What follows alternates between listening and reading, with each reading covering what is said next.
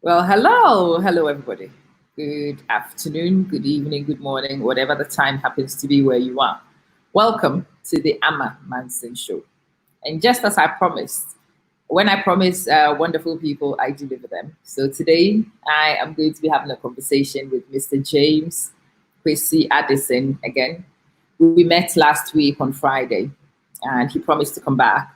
I am absolutely delighted that he's back and we continue on a very important topic. And it is very appropriate for Father's Day. Let me wish all fathers a happy Father's Day from me.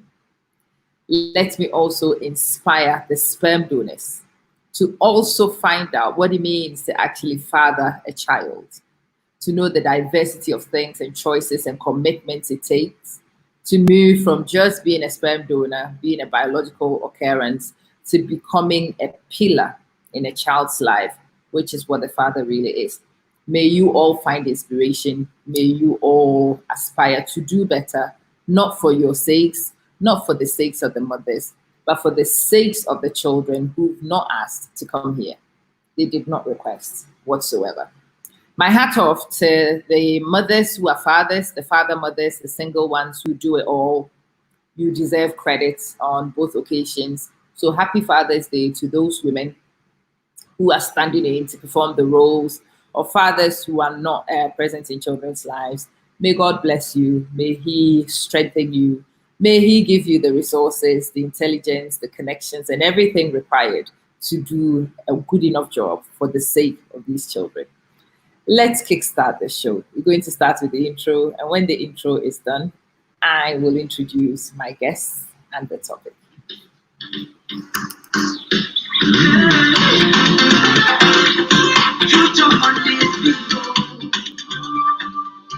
Hello there. Welcome to the Manson Show. So hopefully you are not a stranger here, but what goes on here is education, definitely some empowerment. We add humor, information, and just a good vibe generally. It is not just a talk show, it's a live show. We talk about life, we unpick life, we find solutions to the things that stress us in life, and we make progress together. It is the Amma Manson Show, and my name is Amma, your girl, your educator, your motivator, and I kick your hind wherever we need to. Enjoy, invite other people to join in, and hopefully you have a wonderful, wonderful experience on today's show. Let's get straight into things. Well, it's your brand, our expertise, and success. Welcome to Amma Manson's marketing publicity package. We offer you interesting services which allow you to get your brand noticed. We will bring you to the digital space, whether you are personally ready or not, to increase your reach.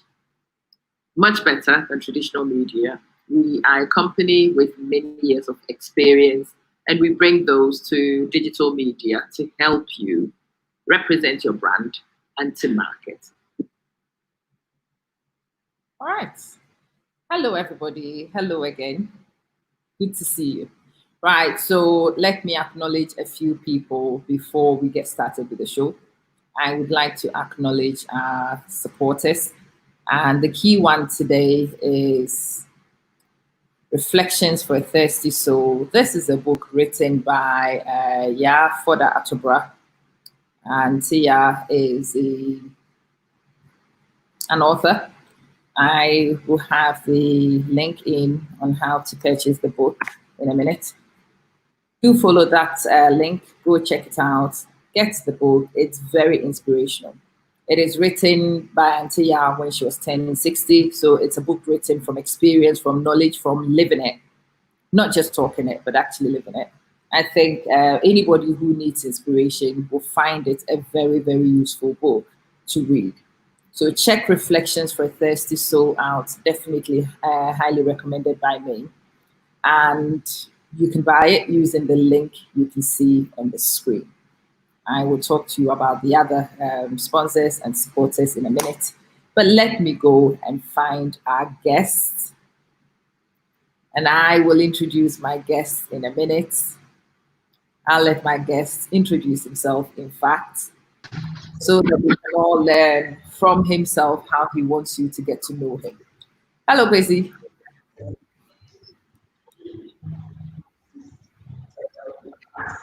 Hello, James. Can you hear me?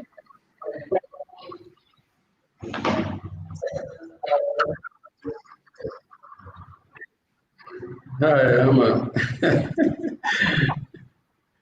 Good afternoon. How are you? Yeah, I can hear you. You can hear me. Good stuff. Good stuff. All right.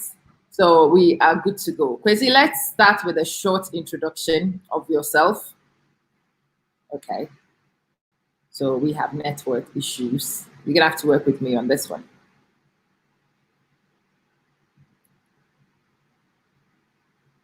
Can you guys hear me okay? I don't see Kwesi. I don't know if it's from my end or from his end. Can you please check for me? Can you hear me? Can you do a simple sound check for me? Can you hear me? I know I can't see Kwesi. The screen is frozen from his end.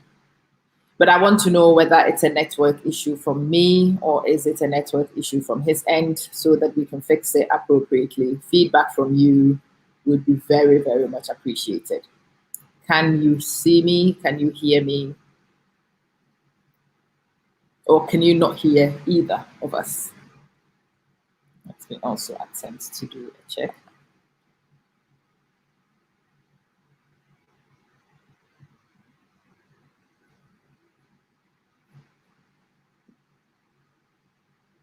Oh, you can hear. That's good.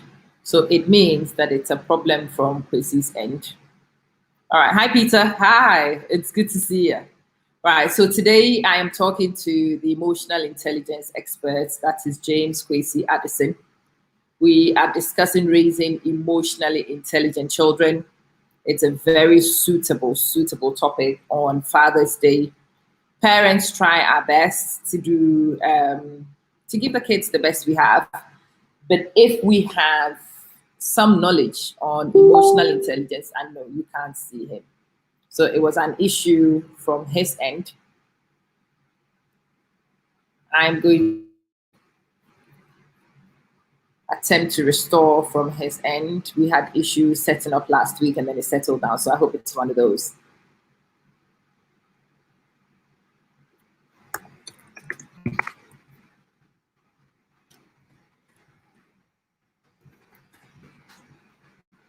I'm just looking to see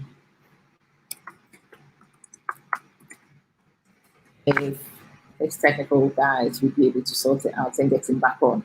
We are discussing emotional intelligence and we are discussing how to raise emotionally intelligent children. That comes with a set of instructions. I have my notebook and my pen ready. I definitely will be taking notes.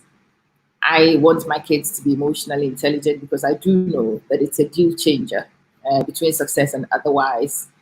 Last week, I shared the fact that a course on emotional intelligence was transformational for my career. I am able to relate to students in a slightly different way. I am able to connect and get buy-in from the kids, not necessarily just from my professional training. My ability to relate with my students, my ability to get the students to buy into what I do goes beyond that. It transcends just professional training, and it was that course in emotional intelligence, which was all the difference. So bear with me. I do have technical issues to fix with Kwesi. And when that is done, he will be back on and we would continue a very important discussion. I am going to attempt to share some information about James. I would have preferred that he did share that information himself. And he told you about himself the way he preferred you to. But in the absence of Kwesi himself, it would be a good thing to do just to share a little bit of background with you. Do you bear with me? Actually, let's take a short ad break so that as the ad rolls, I would be able to speak to Kwesi, find out what it is that we need to work on so that we can fix it. So do bear with me. Let's continue with the ad whilst I fix this and we start the program properly.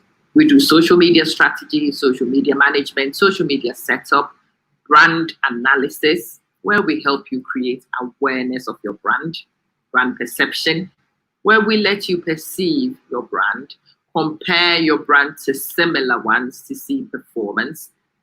We help you expand your reach using our analytics. We help you showcase your previous work. We help you appeal to the new market. We increase your online presence using digital campaigns. Your reach increases, your engagement increases, your experience is integrated, and we do a lot of things for specific niches, including authors.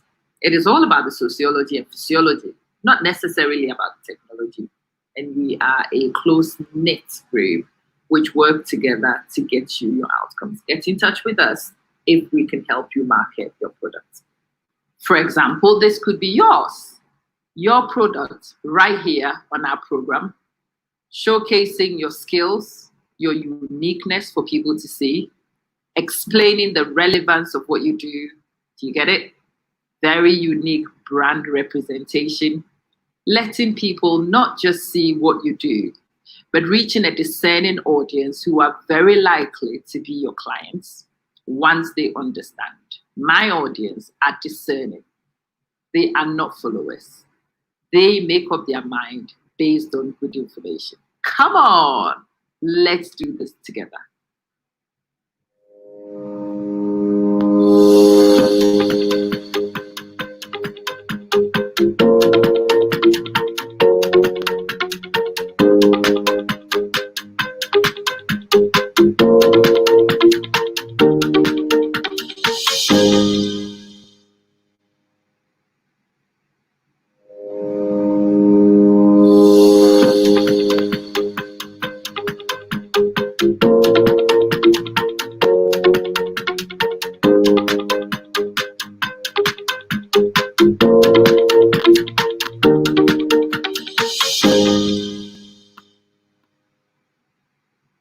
Well, as you can see, be it short clips, be it infographics, be it banner for your social media pages, or any type of media which allows people to engage with your brand, to understand what you are about, to showcase yourself on your own terms, to bring people clarity about what you do and do not represent.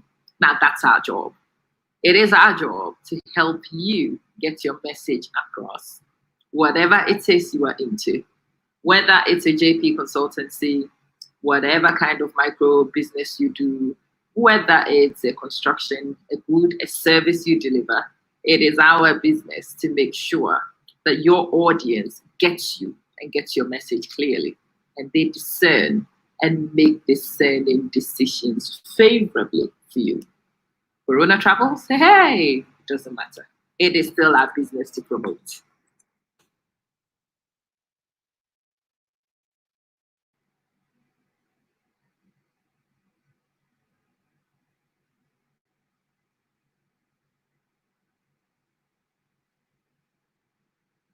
All right, hello again.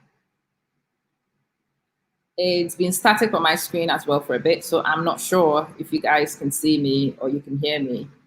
If you still can't see me or hear me, can you please let me know that you can see me? I am still trying to connect, yes. The technical guys are busy working on it, trying to get Kwesi to join us. But whilst they are doing that, I would like to share a little bit of information about the guests we have, so that those of you who might not be familiar with Kwesi, those of you who are probably coming across him for the first time, will realize who he is. You would understand why I wanted to talk to him on Father's Day about emotional intelligence. So we are talking to Kwesi about emotional intelligence, but I want you to know who James Kwesi Addison is. And once we've done a little bit of a profile dig, I am hoping that Kwesi himself will be here and he will tell us about himself in his own words. I'd have preferred he did it himself, but he's not here yet. So I am going to share a little bit about Kwesi. So a simple search online for James Kwesi Addison, and you will find his LinkedIn profile. He's a CEO, social developer, innovator within Africa. He holds executive and trustee positions across a range of public, private, and non-for-profit entities within Ghana. He's the founder of Ghana's first dedicated center for emotional intelligence and was Ghana's first qualified emotional intelligence master coach. His support is focused upon providing public, private, and third sector organizations with the expertise and resources needed to build the capacity for emotional capital. So he's all about building emotional capital. In his career, he has earned a reputation for his effective leadership of significant change and improvement, putting in governance and managing growth and education management and industry. He holds a master's degree from the University of Cape Coast, a master's degree from Coventry University. He's also a visiting lecturer from a number of West African higher education establishments. So Kwesi is a respectable man, very distinguished in the area of emotional intelligence. And I am hoping to avail his experience and his skills to you this day, if you would be patient with us a few more minutes. So I am still on standby for Kwesi. What I will do is show you a couple of his videos, just so we can get a flavor. And whilst that rolls, as usual, I will go off and I will go ways in which we My name is Mr. James Kwesi Addison, Ghana's first internationally certified emotional intelligence coach, and the CEO and the master trainer for Addison International, Ghana's premier center dedicated to building emotional capital. I'm very excited this year to join wonderful speakers for the Credit Union Rebranding 2020. That is coming up at Kotrack on 25th and 26th of February 2020. I'm very much excited because the organizers have this year included emotional intelligence as one of the means to revitalize this industry, to rebuild the confidence of people.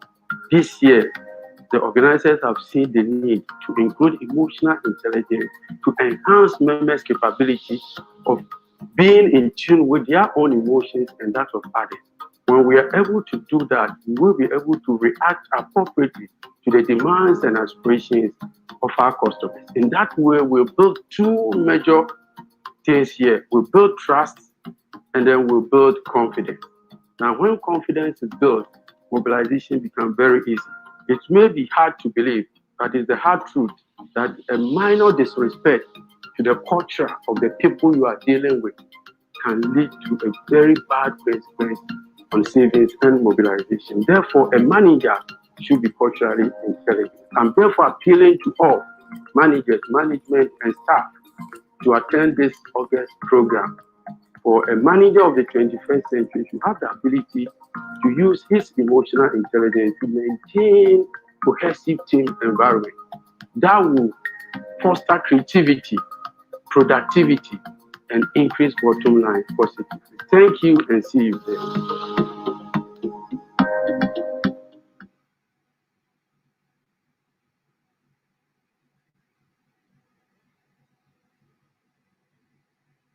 Okay. So we are still talking to James Kwesi Addison very soon. I am hoping that we are able to get Kwesi on so that you can experience what he has prepared for us today on raising emotionally intelligent children.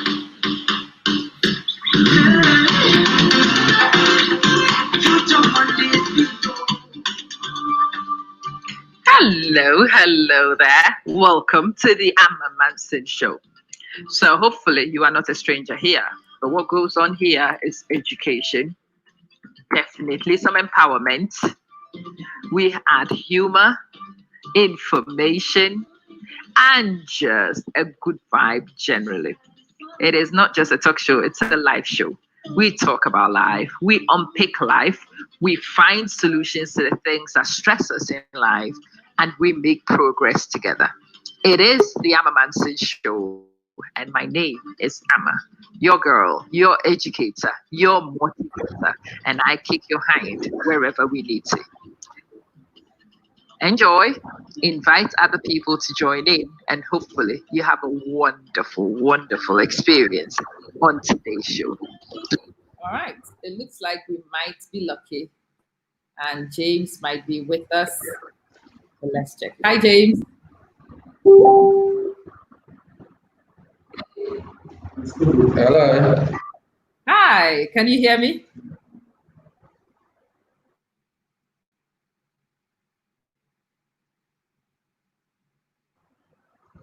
Hello. Yes. Hi, James. Can you hear me?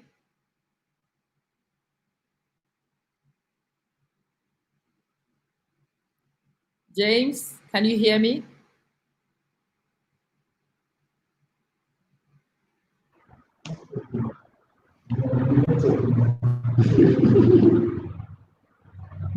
That's what are you using?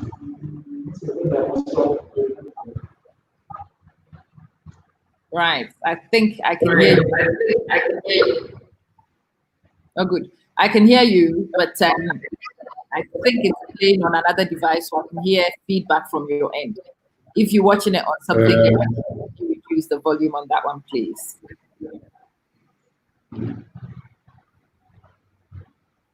Is that okay now? Right, let's see. Yes, it sounds it. I can't hear it back. It's still there to an extent, a little bit. Yeah.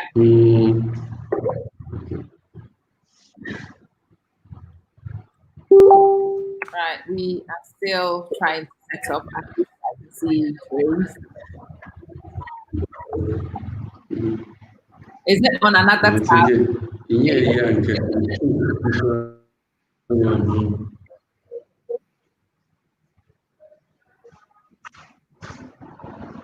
Is it?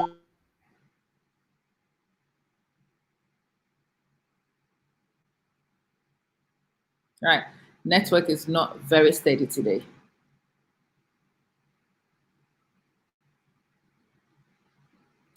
Guys, you will have to be very patient with me today. I am with James Kwesi Addison. As you can see, James and his technical guys are working really hard to try and stabilize the network so that we can hear what he says and we can see him effectively.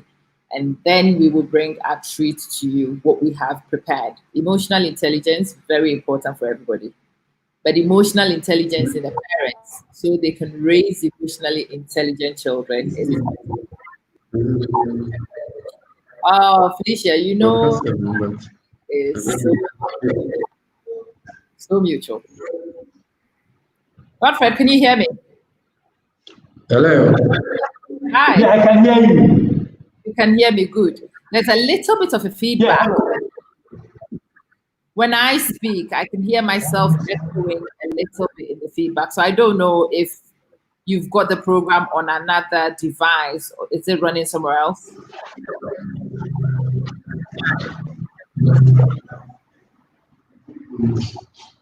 No?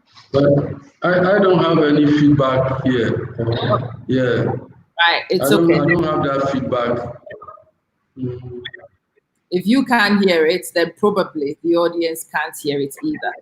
So let's try and move on and we'll see. I had a tab open. I'm just okay. That tab and we'll see. Maybe closing that tab might help. Maybe it might not, but we'll see. Right, Kwesi, good afternoon again.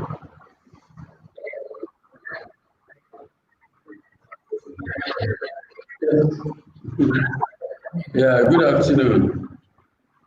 How are you? Good afternoon. I hope you are well. Let's start with a small introduction. So, for people who've not seen you before on the last bit, I'm and I, doing very well, and you? oh, I'm good, thank you. I'm very good. Thank you very much. Can you tell the audience a little bit about yourself, who you are, what you do, and what you got prepared for us today?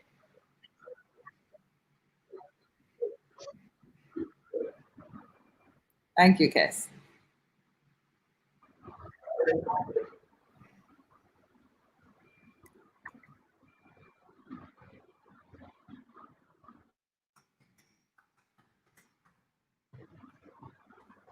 If you can you hear me? Hello. Hello, yes, I'm still here. I can hear you. Hello. Ah, can you hear me? Yeah, can you hear me? Yes, I can hear you loud and clear. Good. Yeah, I can hear you. Excellent. Let's get started. Kwesi, can you introduce yourself a little bit to the audience for me? Okay. Thank you very much. My name is Mr. James Kwesi Addison, Ghana's first internationally qualified emotional intelligence coach. Business well, we've been engaging educators, we engaging HR CEOs, individuals, and helping them to build emotional capital. And I'm also the CEO for Ghana's first center dedicated to building of emotional intelligence. And we've recently launched our Emotional Intelligence TV, which is the first of its kind in the whole world, dedicated to solely emotional intelligence capability building. We've also launched our online news portal, AdNews GH, which only focus on positive news. We have nothing to do with negativity. Even if we report negativity or something negative happen, we look at the lessons out of that to publish it. So we develop an app for that, and early part of next month is we're going to launch that online news portal as well. So basically, this is about Mr. James Kwesi Addison. It's amazing. But Kwesi, you used the term. I need you to explain that a little bit to us. What is emotional capital? What's that?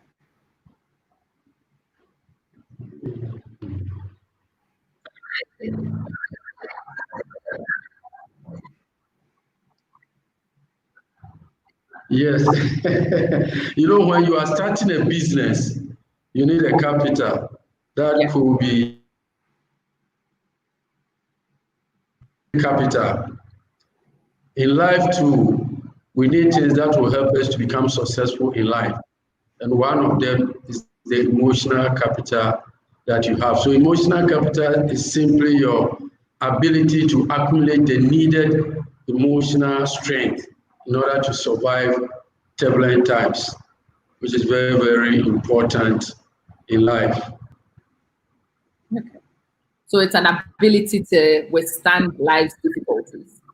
If I was looking Good. for financial capital, I would go to a bank. If I'm looking for fiscal assets, I'll go to specific places. So if we want to get emotional capital, where do we go to? You see the emotional experts. You speak to the emotional coaches. We Okay. are born with emotions, right? But we should have the ability to harness them for good. So it's better you look out for an expert in that area to help you identify areas that you are weak. This brings to mind, there is what we call a psychometric measure. This is a measure of our emotional capitals in various abilities. We have a measure for empathy. We have a measure for self-confidence. We have a measure for decision.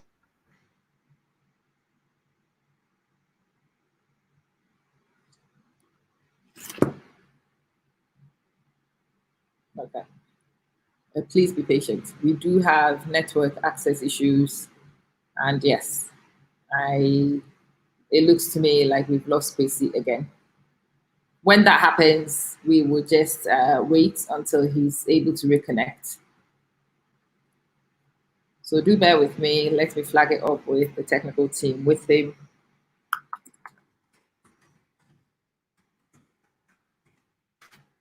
And see if we can get the team to fix the issue as usual, so we can continue to enjoy the wonderfulness that James brings to the table.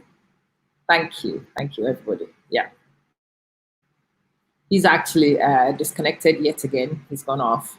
So I am going to run the teaser that I was running before he came, whilst I go to find out what's happened and how we can restore.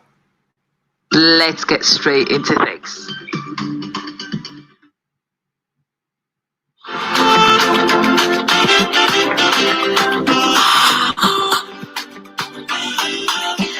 James Kwesi Addison is an experienced international social developer, innovator, and the chief executive officer who holds executive and trustee positions across a range of public, private, and not-for-profit entities within Ghana. He founded Ghana's first dedicated Center for Emotional Intelligence, Addison International Center for Emotional Intelligence, AICEI, and also Ghana's first internationally qualified emotional intelligence master coach, facilitated by the ClearPoint Leadership Strategy, now the EQ Development Group, on behalf of the Multi-Health Systems Incorporated, Canada. These attributes makes him one of the very few Africans certified to administer EQ 2.0 and EQ 360 on behalf of MHS Incorporated Canada. His interventions focuses on providing public, private, and third sector organizations with the expertise and resources desirable in building capacity for emotional capital. James Kwesi Addison has earned a reputation as an efficient leader who has impacted significantly through effective governance and growth with educational management and industry since 2014. He holds 2 master's degrees from the University of Cape Coast and the Coventry University in the United Kingdom. He's also a visiting lecturer for a number of West African and European higher education institutions. In 2016, his passion and benevolence sparked the desire to give back to society through education and counseling for emotional capacity development. In collaboration with Nananom, the chiefs and queen mothers of Abiaze, Ejumako, Enyan, and the CM traditional areas, the Nananom Educational Development Program was birthed. This initiative is intended to ensure that emotional resilience capability will be deeply embedded into every school through the whole child approach. He's also the initiator of the Emotional Intelligence Africa Summit, a free annual event that is designed to encourage powerful community learning with the key objective of promoting the essence of building emotional capital in Africa, which follows an established European layout. The Addison International Center for Emotional Intelligence, which he founded, conducts research and teaches people of all ages how to develop their emotional intelligence, supports leaders, coaches, consultants, and organizations to apply emotional intelligence knowledge, tools, and concepts, helps build individual ability to manage difficulties with greater discretion and stress control, transforms educational environments into centers of excellence with the provision of social emotional skills to children and young people, leads and open up access to communities to develop emotional capacity to ensure community cohesion and collaborations through the help of NGOs, faith networks, and traditional rulers, and helps the youth build emotional resilience to deal effectively with anxiety, self-harm, self-medication, crime, and other distressing emotions. James Kwesi Addison has facilitated training sessions in various institutions including Airtel Tigo, NVTI Wider Management, the Ghana Police Service, New Horizons Special School, Ghana Technology University College, Commander Training College, Mount Zion Methodist Church Sakumono, Agape New Testament Church East Legon, Presbyterian Church Pacho, Yali West Africa Cohort 9, the Young Executive School Kaswa, Royal Orchids Montessori Kaswa, etc. He represented Ghana at the Africa Emotional Intelligence Conference in May 2018 in Lagos, Nigeria, and that of Dubai in May 2019, and also the Pan-African Conference for Children Ministers. The Addison International Center for Emotional Intelligence now runs certificate courses in emotional intelligence in partnership with the Presbyterian University College Ghana, the first of its kind in Africa, as well as a 3-week online master course in emotional intelligence in collaboration with the EQ Development Group of Canada. For your emotional development trainings, proprietors, teachers, chief executive officers, employers, employees, HR managers, politicians, lawyers, journalists, schools, public institutions, corporate Ghana, contact 0268 330951 or 0559 459207 or email addisoninternationalgh@gmail.com.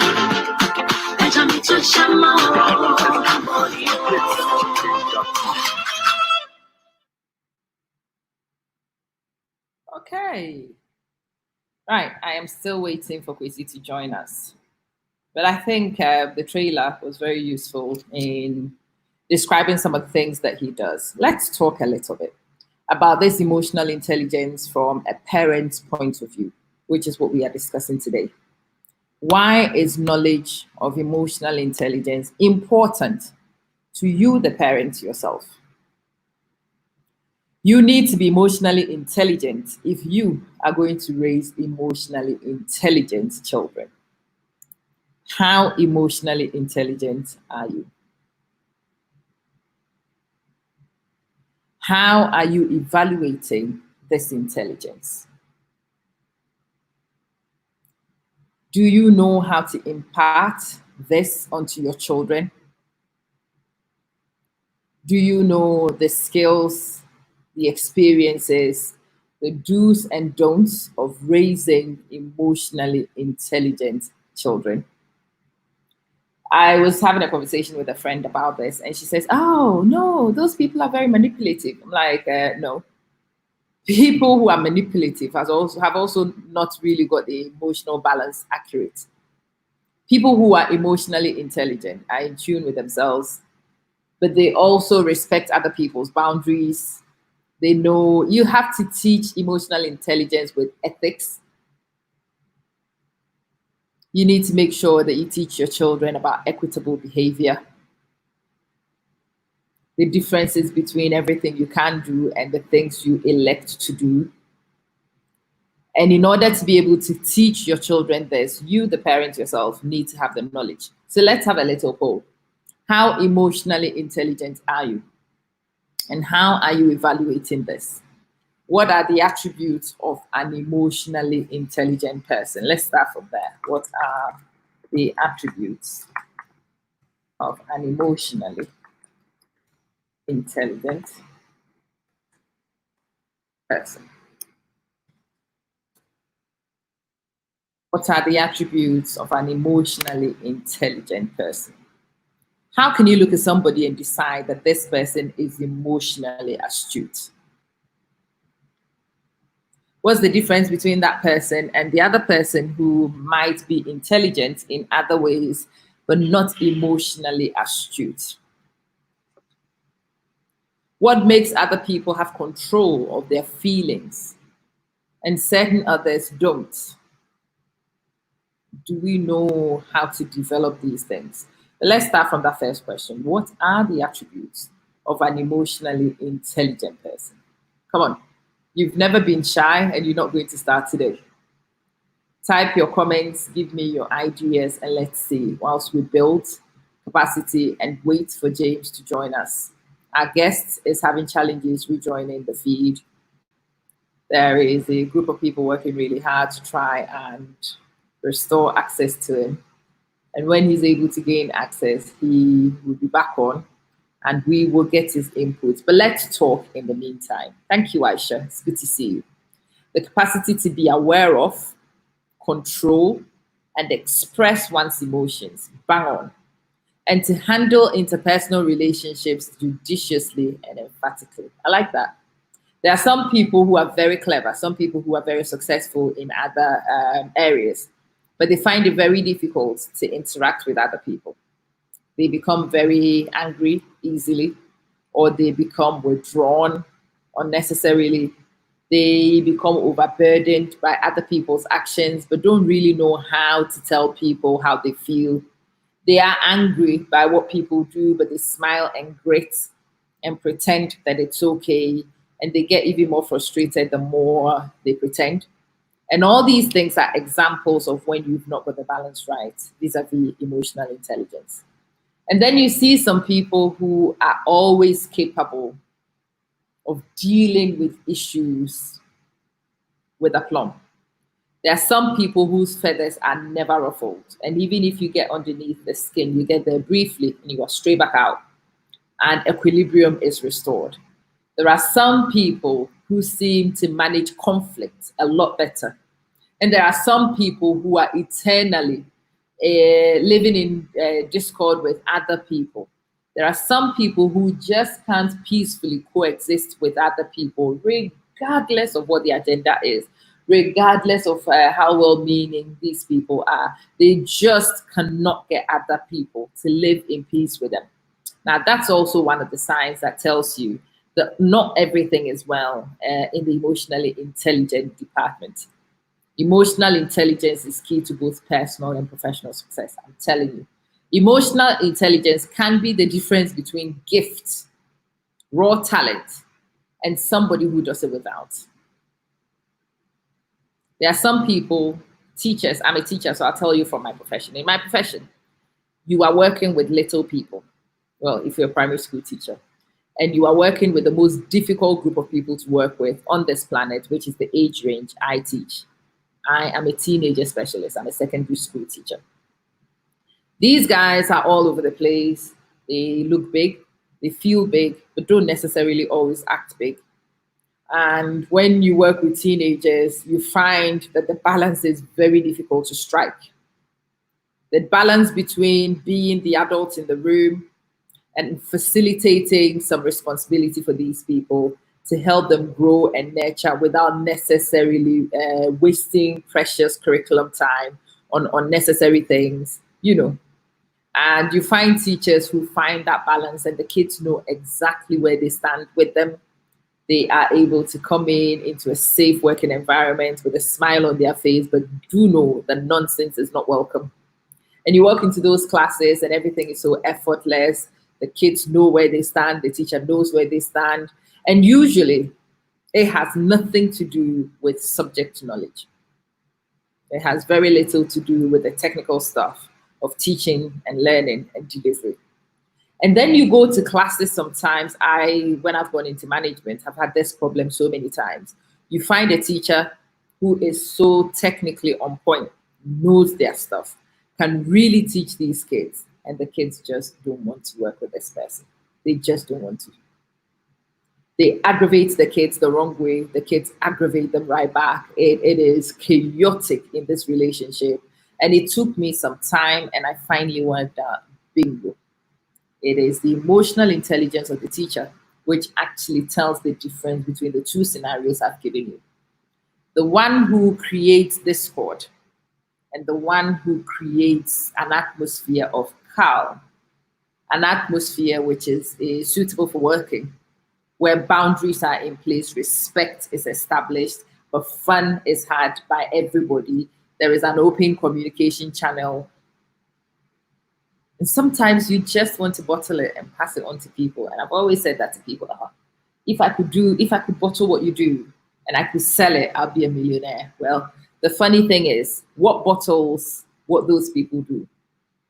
What distinguishes them from the ordinary people is emotional intelligence, the awareness of scenarios, the ability to preempt and prevent is one of the important things that people who are emotionally intelligent do. They are able to read situations in real life. They are able to come up with accurate assessments. They are able to create strategic responses to these assessments that they make in real time.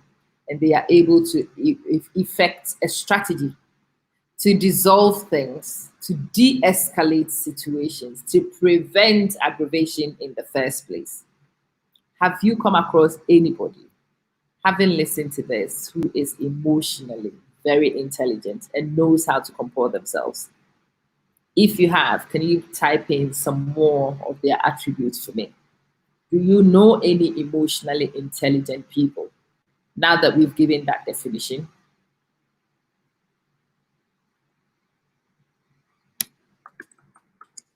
And what attributes do these people have? If we can unpick them, if we can actually find what it is that they do, it might be possible for us to bottle it. It might be possible for us to mimic it. It might be possible for us to copy it and apply it in our own scenarios to improve our interactions with people. There are some people that you can't even speak to, even when you are supporting them. They perceive you to be attacking them. And I spent ages dealing with people like that. I'm not fighting with you, I always say. I am on your side. Don't you see it? I am your ally. I'm your ally. I really want to help you.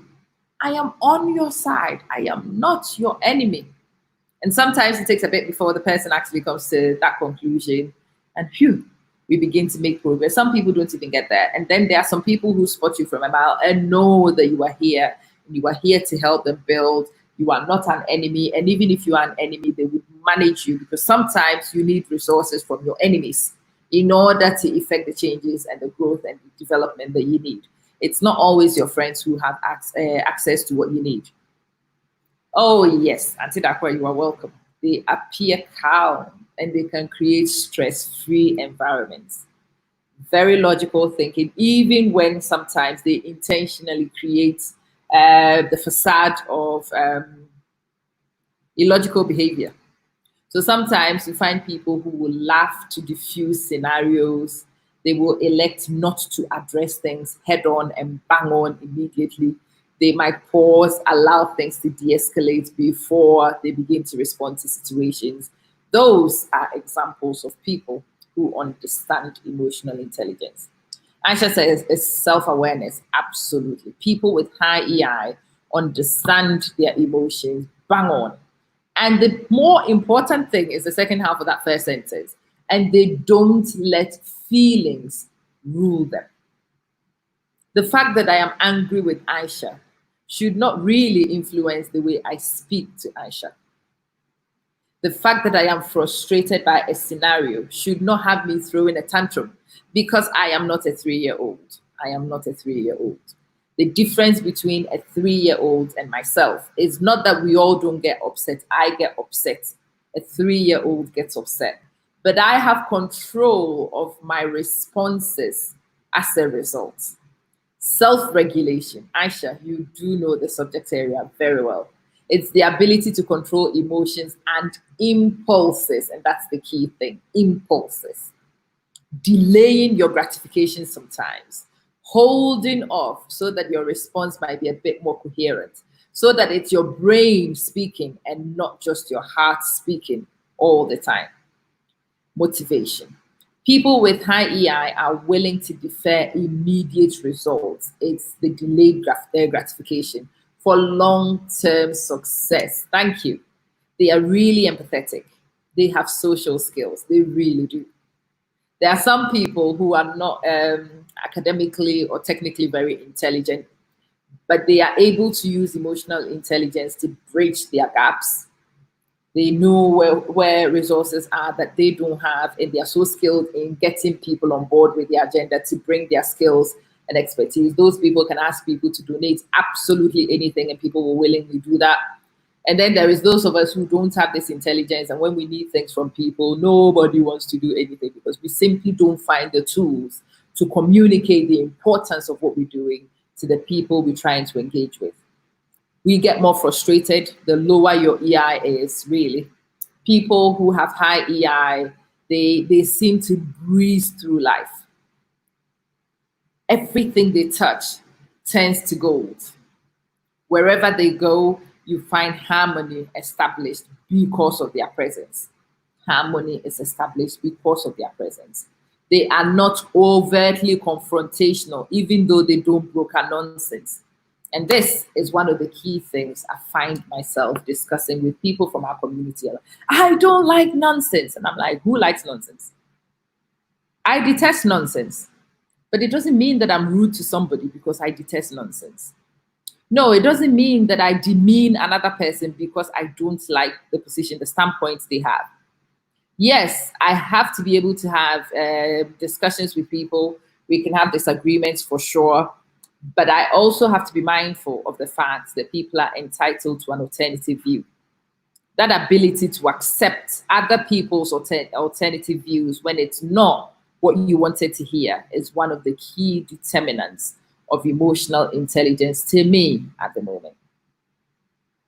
Somebody says something which is different from yours, that ability to pause and listen and decipher and work out whether what is being said makes sense or not, whether it is fit for consumption or not. And even if you decide that the person's view is unfit for your consumption, you have the wisdom, you have the knowledge, you have the intelligence enough to realize that not all of us need to come from the same standpoint.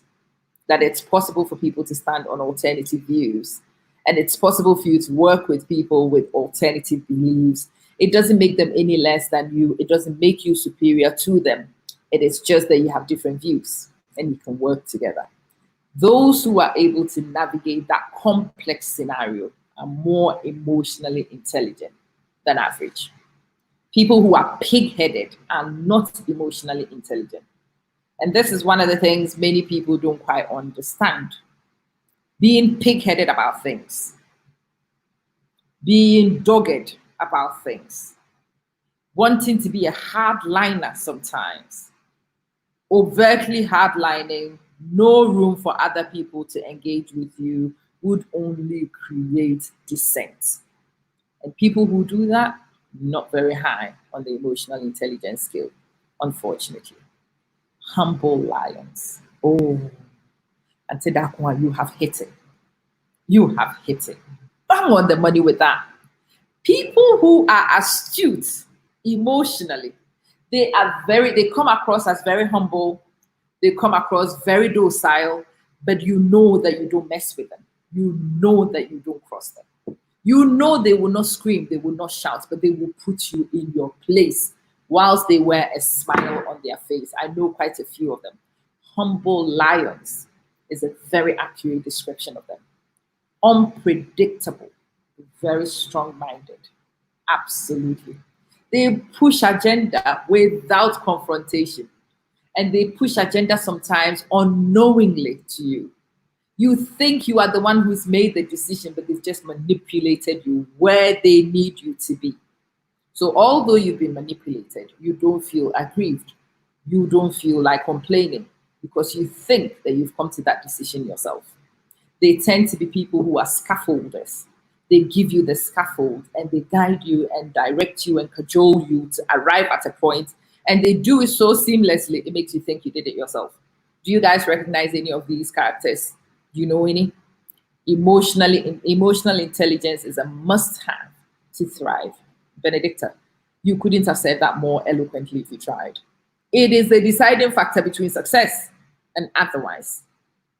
In the past, people thought that success was because of IQs. I don't think so. I've seen people with lower IQs achieve significantly impossible things in comparison to ones with higher IQs who can't do those things.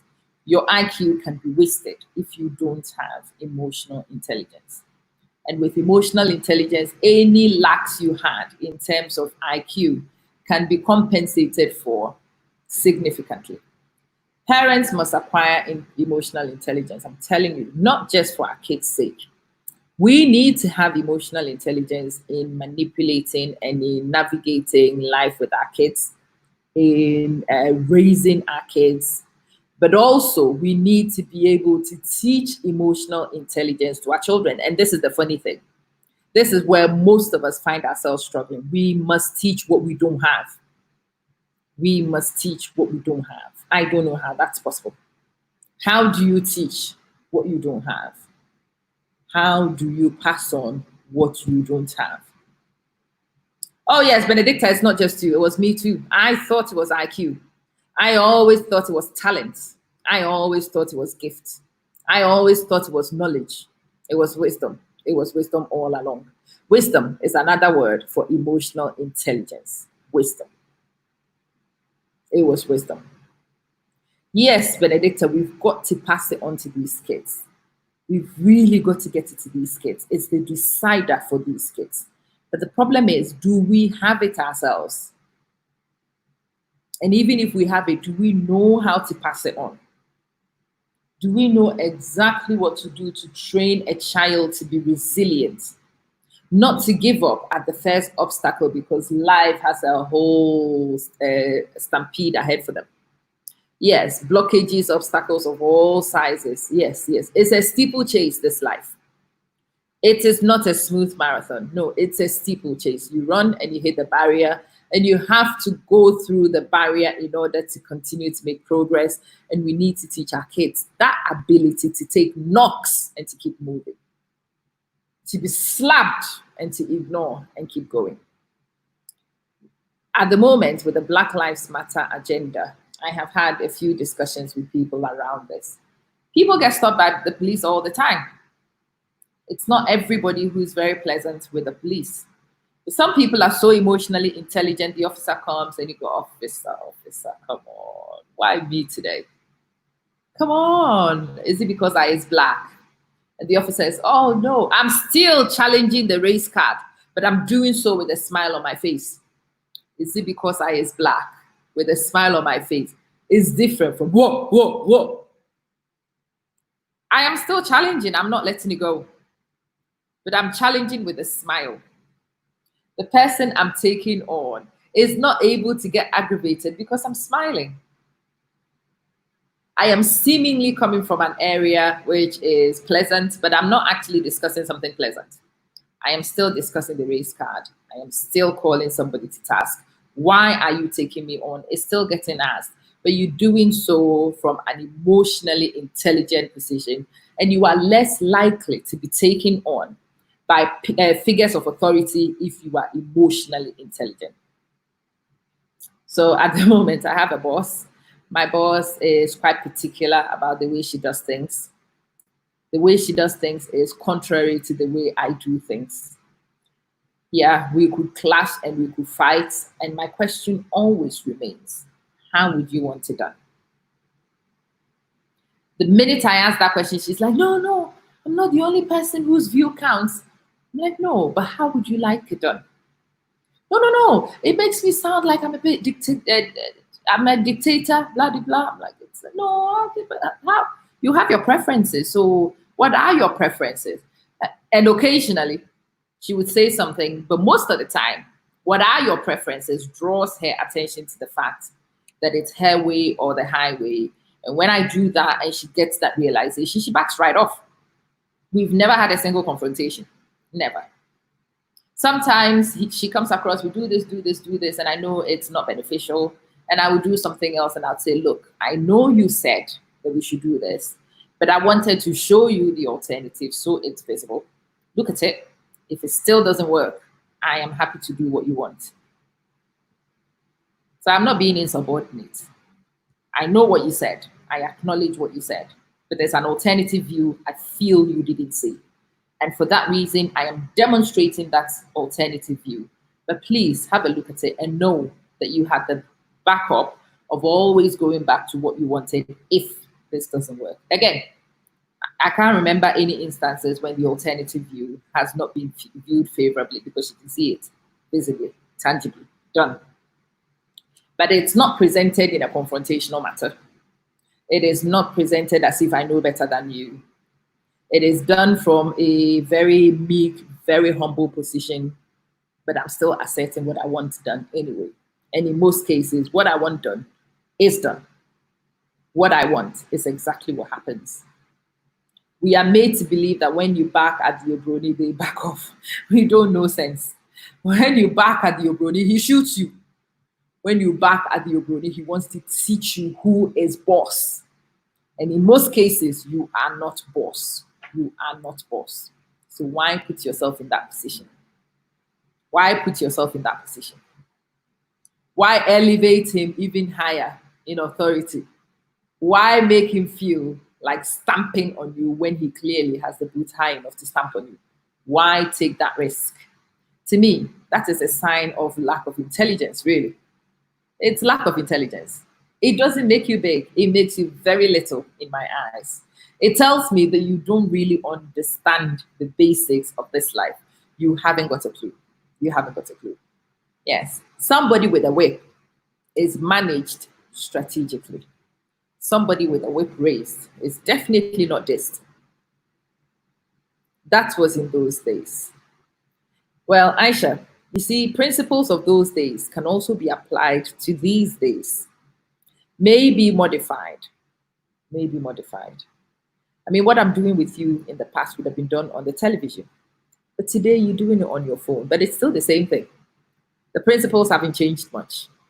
The core principles have not changed much. It's just the delivery tools and techniques. The aesthetics have changed, but the core hasn't changed much. So we can always look at the past.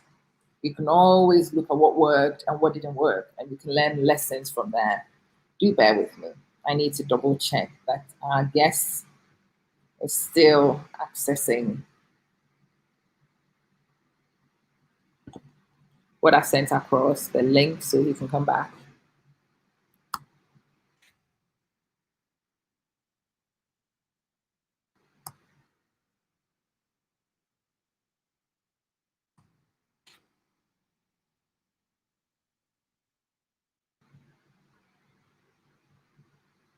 Right. You will have to bear with me. I think all of you know that we have network issues at home. And yes, when we have network issues at home, they can be difficult to resolve. I will have a look and see if Kwesi can join today. If it's possible for us to resolve and get him back on, we will. If it needs that we do it later on today, or we do so tomorrow. And as soon as I said that, I heard the fantastic sound. Hi, James. Hello. Hi. Yes. Welcome back. Can you hear me now? Yes, I can hear you loud and clear. Can you hear me? Yeah, I can hear you. Excellent. So in your absence, we were talking, the audience and I were talking about how to spot emotional intelligence and the importance of emotional intelligence. So that's where we stopped. The last comment was from Ayisha Ankrah. And he says that in practical terms, it means being aware that emotions can drive our behavior and impact other people positively and negatively, and learning how to manage those emotions, both our own and others, especially when we are under pressure. Very critical. Very critical.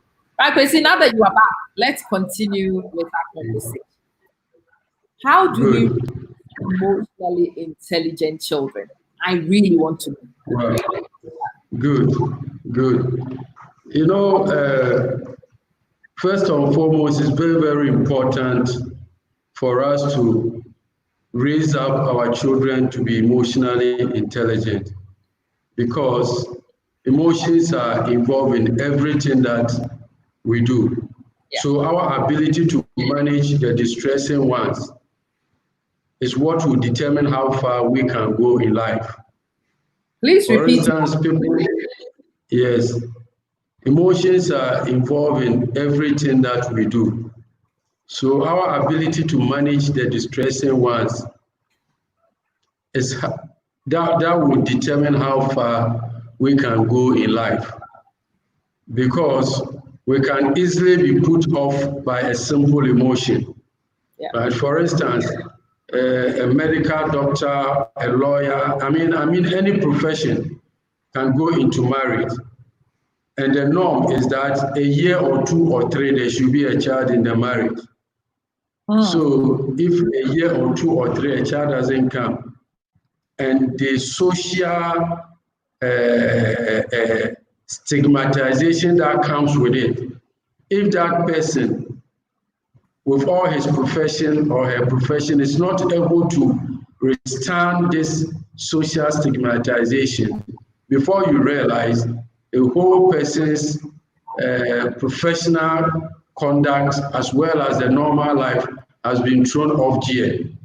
We've witnessed people that have taken to drinking because of the fact that there is a simple issue in marriage. Yeah. So if this is what emotions can do, then ability to manage them should be a big deal for all of us. Okay. And as me and you are aware, children are the future of tomorrow. So in order for them to have that future of tomorrow, it means they have the present of today. Okay. That is very, very important. That simply means that what they need today, if it's not given to them, then they don't have a future that we're talking about. Yes, I want to take that portion again. The leaders of the future must have both the present of the future to make the future possible.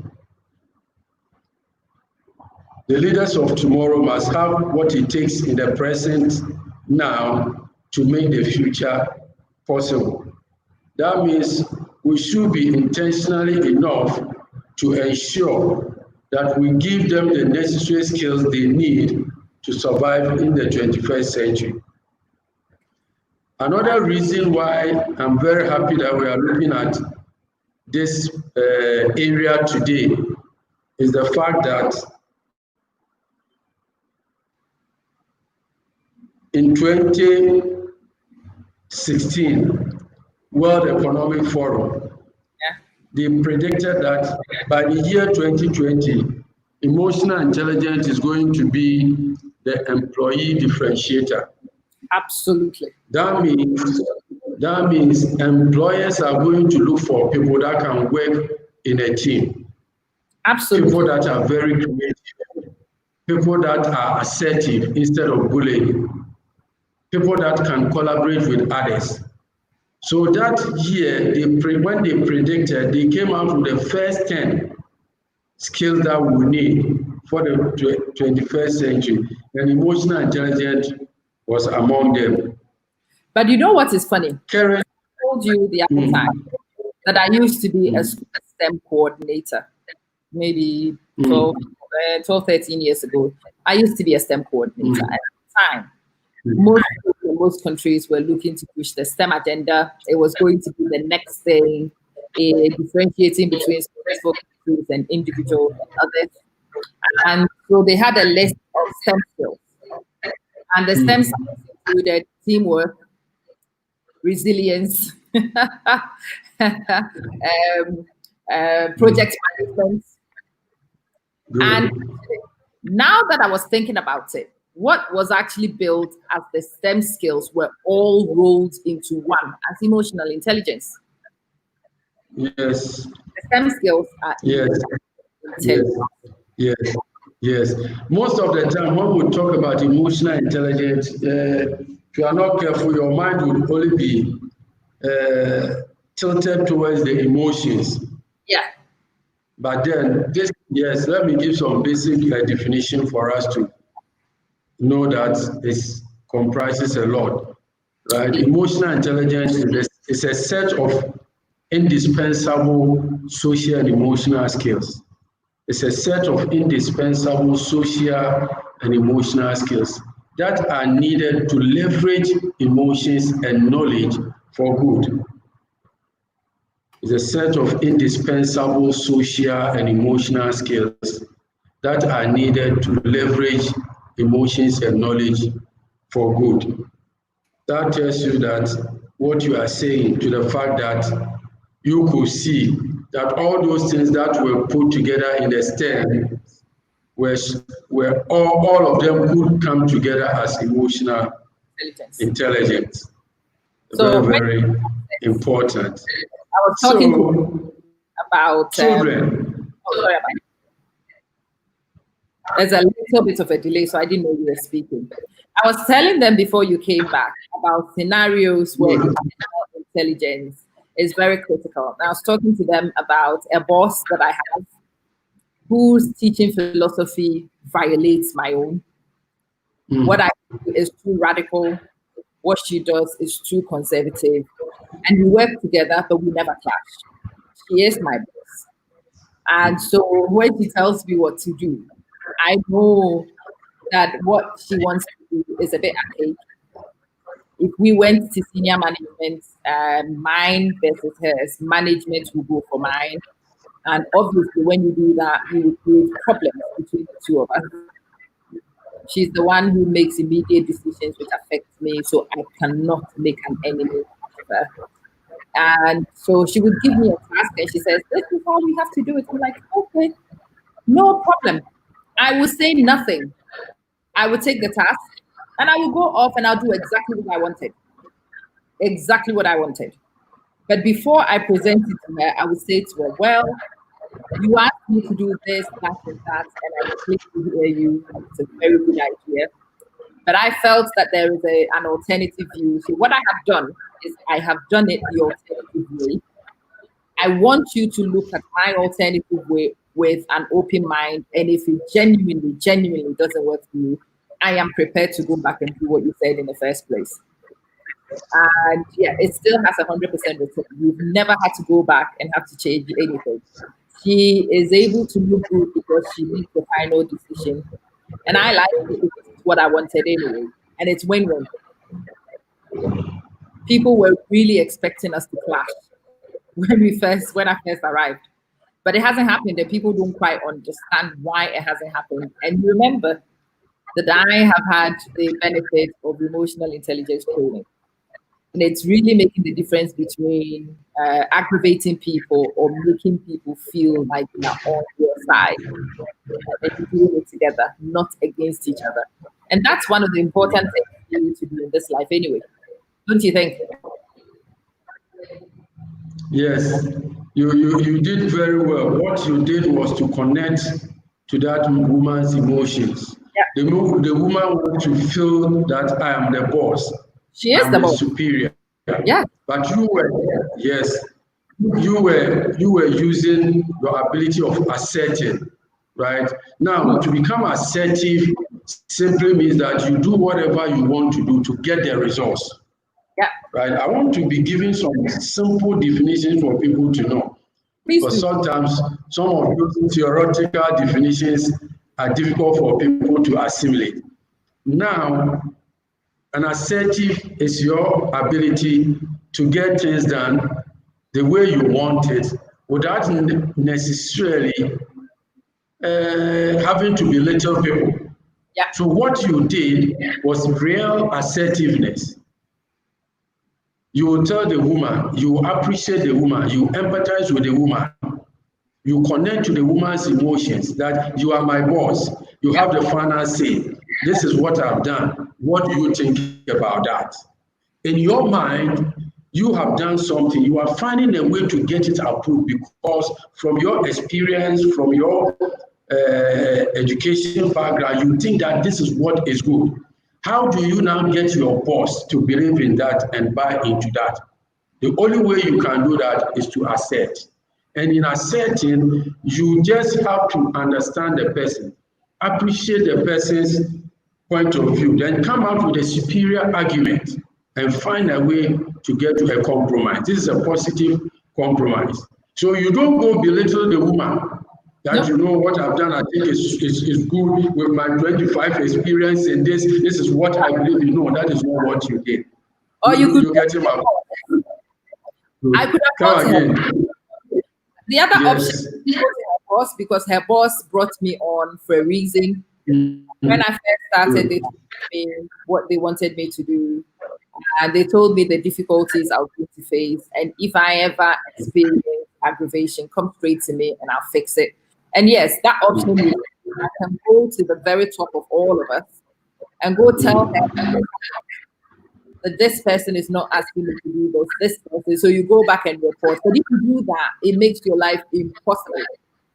Because the person who manages to do today becomes aggravated, and the person will show you were paralyzed. And That is it. You know, very, very difficult bosses can only be managed by emotionally intelligent people. They are difficult not because they necessarily want to be difficult. You see, behind every behavior, there is a story. Behind every behavior, there is a story. Behind every behavior, there is an emotion. So whatever your boss is doing, being intimidating, being oppressor, all those things are coming from somewhere. So you don't have to turn a blind eye to that particular cause. But what you then have to do is to let the boss know that you appreciate all that I mean, you put their fears away, you allay their fears. You get my point. You made your boss to believe that you are not there to take him or her off her position, but you are there to assist as a subordinate. And that is the best way that you could have gone around it. It's very, very important. Interesting, but we've got to be able to teach, which is what we are trying to discuss. That's it. We want to raise emotionally intelligent children so that we give them the assets they need to succeed. We see, how do we do that? What do we do? Good. It's a very good question. Now, before I go into how do we do it and the skills that is needed to ensure that our children become emotionally intelligent, I want us to give some 3 or 4 things about kids' emotions, children's emotions. Okay. Children's emotions, yeah. I'm coming out with a book in that area, right? So I want us to understand some basic things about children's emotions, right? Now, the first thing I want parents to note is that children also have emotions. Okay. Children have emotions. The fact that somebody is a child does not make him a less human. You getting my point? The fact that somebody is a child does not make him or her a less human.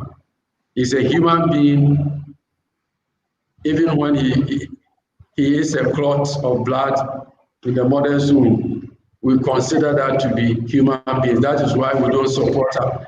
Yes, that is why we don't support unnecessary abortions, right? They are human beings even at that point.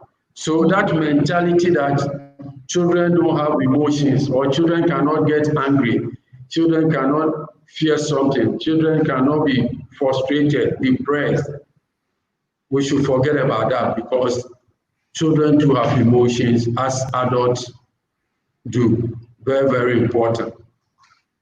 Now, the second thing I want parents to take note is that we should have the ability to read children's emotions correctly.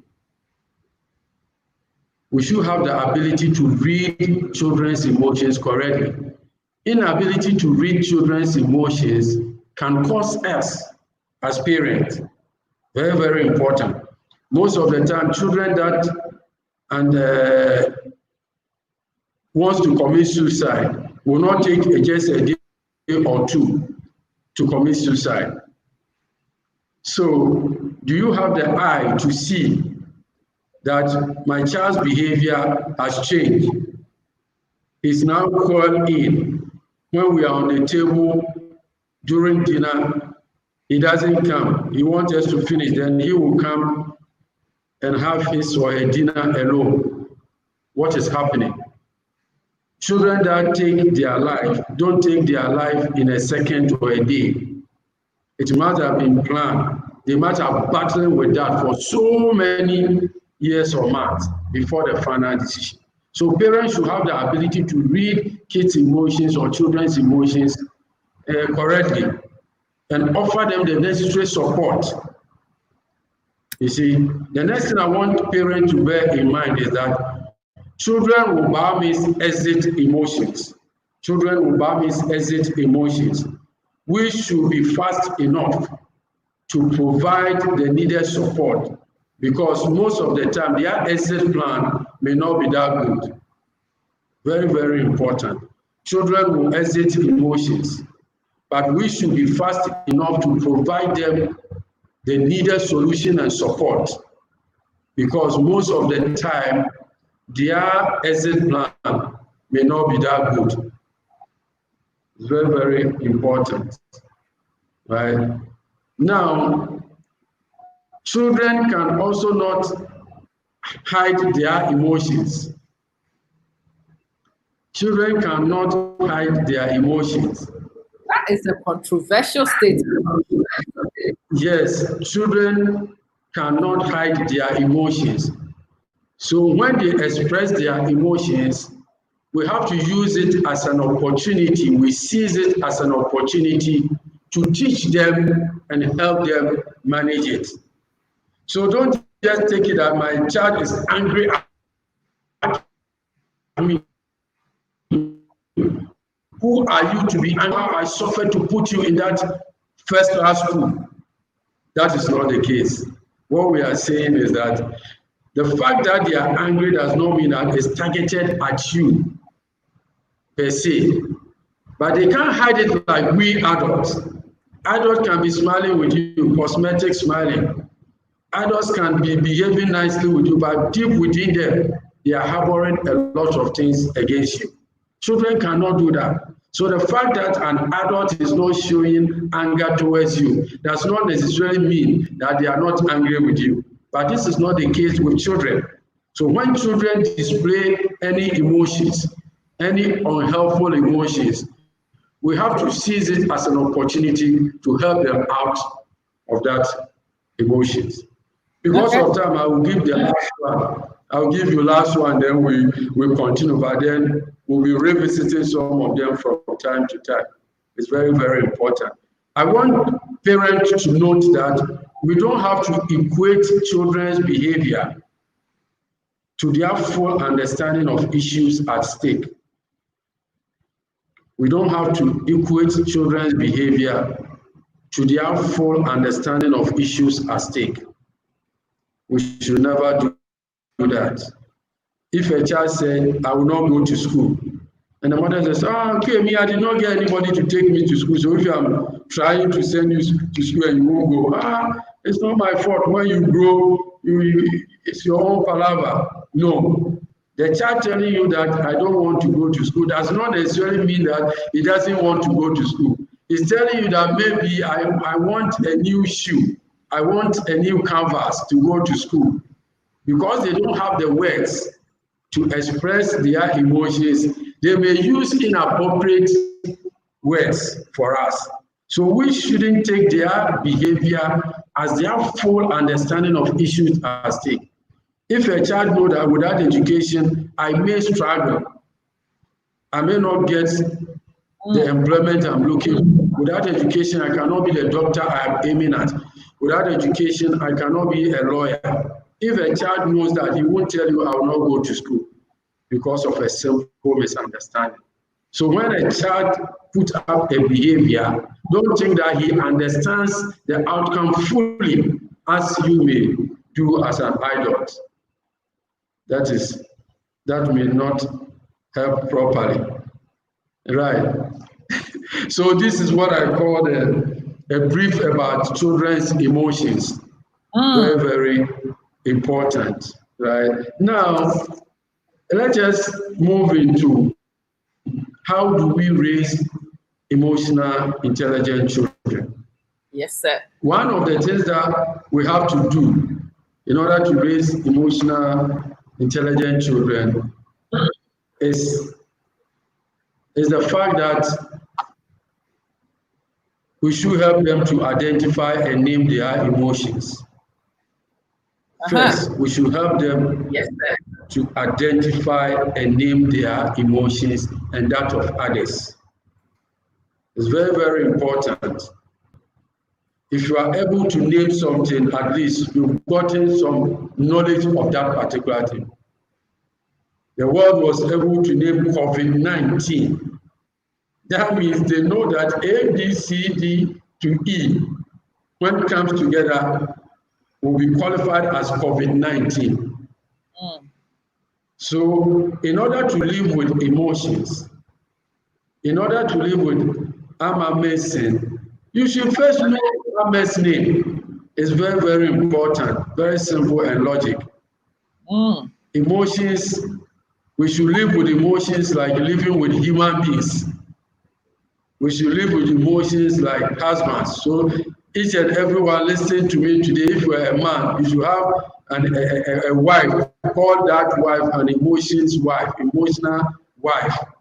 Not necessarily your wife, but you are living with something called emotions, and you must recognize that that emotion is a human being. So any man listening to us today must also believe and trust that you are living with something called emotion, and you must understand that it is a human being.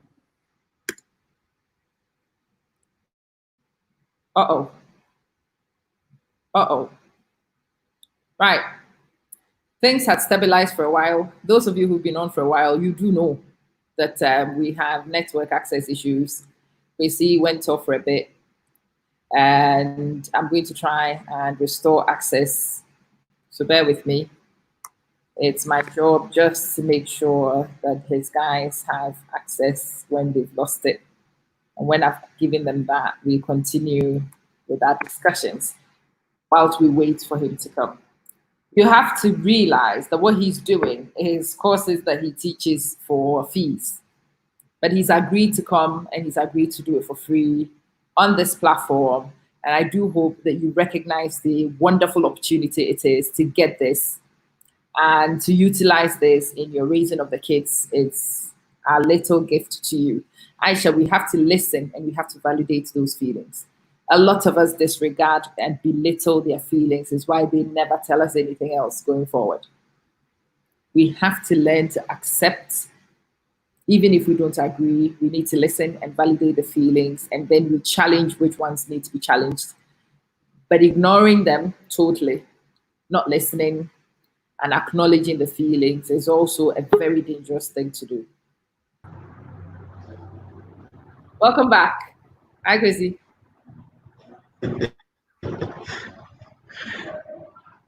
Right, let's continue. Thank you for us. The network is troublesome today. It's fine, we will manage. Williams, I remember when my younger brother did not want to go to school because he did not like his teacher's sandals. His teacher's sandals? How? Which? When? Who? Yes. Wow. Yes. Yes. That is how powerful emotions are to children. That is how powerful emotions are to children. Are you getting my point? I will be very happy if a lot of mothers are listening to you and they quickly have to enroll, see you and enroll for you to provide them some basics in emotions. Absolutely. Absolutely. Yes. It's very necessary. Yes. So the first thing is to help the child to identify and name emotions in himself or herself and that of others. Yeah. Very, very important. Very, very, very important. They lack vocabularies. They lack the words to describe emotions. So we need to help them have words for emotions. And one of the ways to do that is for you to name emotions for them. Name emotions for them. Kwame, have you seen your brother's face? He's very frustrated because you did not bath early for him to also have his turn. So he's now late for school. Yeah. Your brother is very frustrated. So when Kwame is looking at the brother's face, you know that, okay, this is how a frustrated face looks like. Kwame, when you took your brother's food, you know that he got angry, throwing about her hands in the air. So Kwame is getting to know this. When you are watching film with them, you see, hey, that man is very excited. He's won the race. You get him a question. So All these things are helping the children to verbalize emotions so that when they are experiencing it, they will be able to tell you. In the same way, when they also see it in somebody else, they will be able to identify it. Oh, that's very, very important. So we need to help them to name and identify and name emotions in themselves and others. Very, very important. But you see, secondly, one of the things that the other communities are better. Secondly, but you see, I was just tagging on your point a little bit. You see, when our children are young, we don't really speak to them. When you go to the Caucasian community, they are very vocal with their kids. Oh, mommy is so angry. Oh, mommy is so sad. Oh, today mommy's tired. And they exaggerate some of these things. And I think sometimes a lot of us don't understand why they do those things with very young kids. A very hungry caterpillar. There are so many books and there are so many things that work in this area, but a lot of us don't really recognize them. We put the books and we just read them as just works of literature, and they are not. These are tools that should help us understand the task so that we are up to task, but a lot of us have no idea how to harness this and how to. So naming emotions, you'll find other people do it all the time. Sit on a naughty step because you have made mommy very frustrated. And it allows the kid to know when mommy is frustrated, the kind of voice mommy has, the kind of face mommy has. And the kid knows frustration. But for a lot of us, we don't even know the difference between frustration and anger. And if we are adults, we can't tell you the difference between them. We think frustration is anger, but it's not. It's not the same feeling.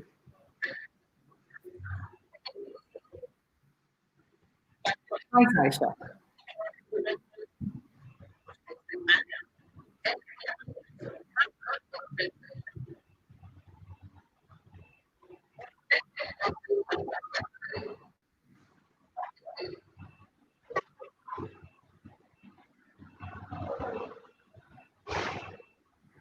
good. Hello. Hi, I'm here. There's a little bit of a delay, but yeah, I'm here. Can you hear me? Yes, I can.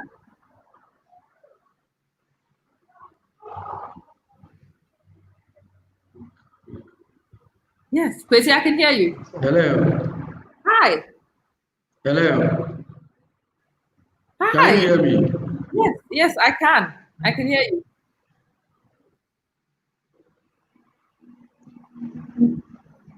Yes.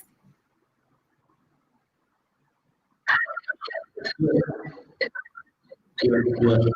Good, good, good. So if I heard you right, that means parents need to really be able to identify emotions very well.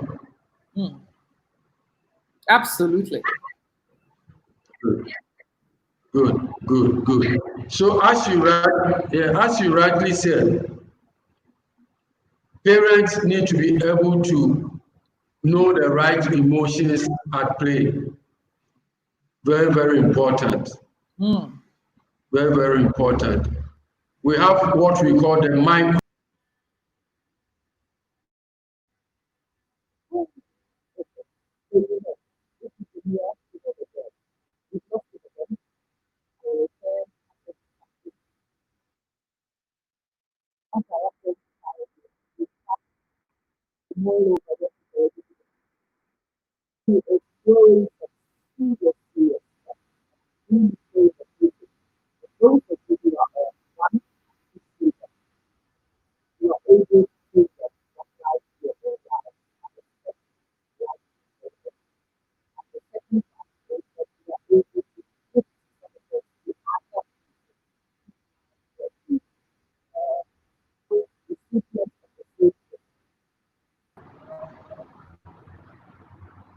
Welcome back, Kwesi. Good. So if I heard you right, it means parents themselves have difficulty in recognizing emotions. Oh yeah. Yeah, yeah. One of these days, it may not be today, but one of these days we will move into what we call the micro expressions. The micro expressions that when somebody is angry, what are the small changes in the face that will exhibit that this person is angry, right? They can start to read about Paul Ekman. Paul Ekman. Paul Ekman is the mind or the brain behind lie detector. The lie detector, Paul Ekman. He's been working with the CIA in America for so many years. He is an expert in micro expressions, the small expressions in the face. The situation of the eyebrow will determine whether somebody is angry or not. If somebody is really happy, excited, and the person is laughing, then the chin must pop up. You must see the chin, no matter how small it is, the chin must pop up. So any smile that does not come with a chin popping up like this, you should be very careful. It may not be a proper one. So there are so many micro expressions in the face. As you are laughing now, you can see the chin popping up brightly in the face, right? So any smile devoid of that, it means something wrong. So we have what we call the micro expressions, and it's very, very important that parents should master those things because you know the adults will do everything possible to hide emotions. Because in this part of the world, we've been made to believe that emotions are not that good. Well, if somebody is frustrated, he wants to hide it. If somebody is disappointed, he wants to put up like I'm the man. So most of the time we try to hide it. So the only way you can read advanced emotions is to master what the body language is speaking. It's very important. The body language is speaking most of the time. Yeah. Research have shown that given the verbal language and the body language, we will depend solely or we will take a decision mainly based on the body language more than the mere words. Because people can manipulate the words, but the body will give them out from time to time. It's very difficult to control the body. Absolutely. Especially, so it's good that parents will really master some of these things. Now, we should also help children normalize emotions. Very, very important. How do we raise emotional intelligent children? Help them to identify and name emotions in themselves and others. Secondly, we should help children.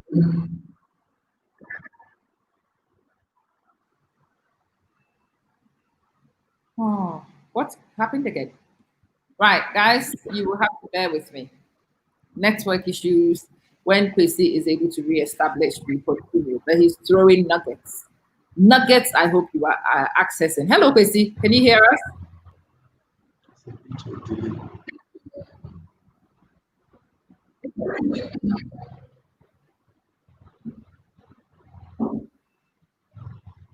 No?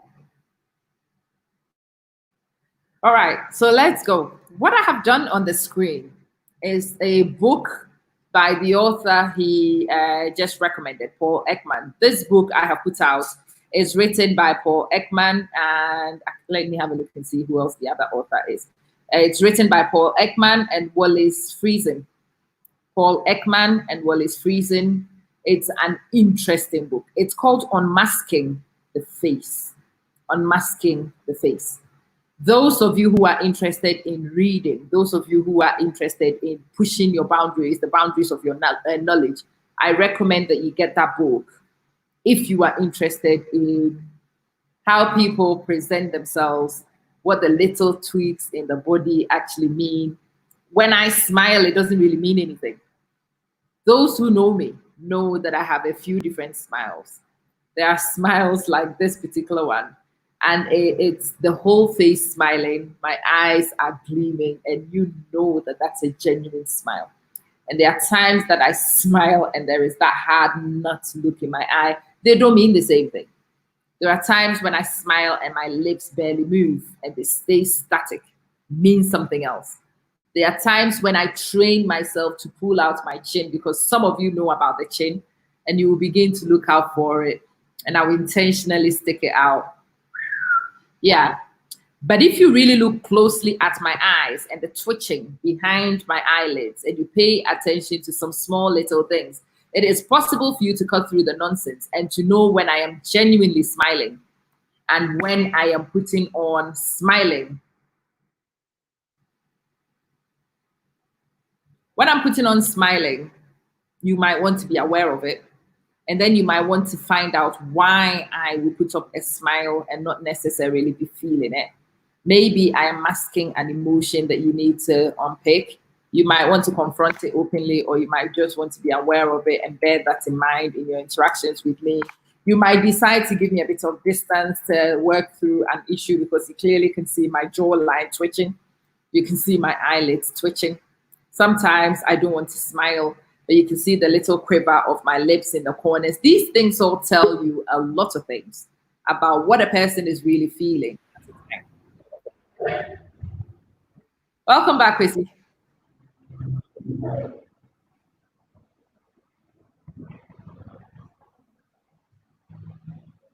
Can you hear it?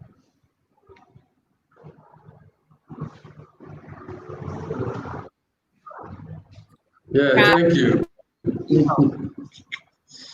All right.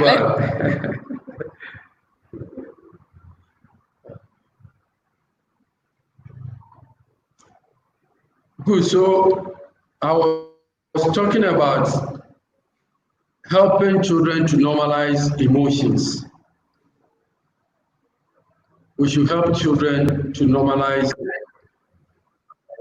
Yes, I can hear you.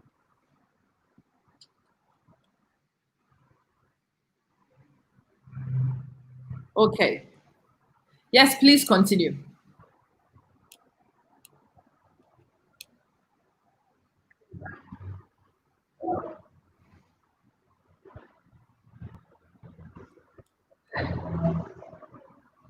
Good. Good. So we need to help children to normalize emotions. That simply means that when children are angry, when children are frustrated, we should put up a behavior that will let them know that this is normal, it's something that is with human beings. But what is not good is for you to put up a behavior that is unwanted. So the issue is we don't have to treat children's emotions like an offensive something, right? Children's emotions shouldn't be a criminal offense. That a child is angry, so we've never heard of that before. It's a crime. It's a crime to be frustrated. It's a crime to be angry. No, let the child know that, Kofi, you know something. I also sometimes get frustrated. You know, when this happens, when I have a problem with my engine giving me a consistent breakdown, you could see that I was frustrated throughout the day. So children get to know that frustration is part of life. Then you use that to teach them what we call the coping skills. The coping skills. Use that opportunity to teach them coping skills, not necessarily rendering them as criminals or as illegal.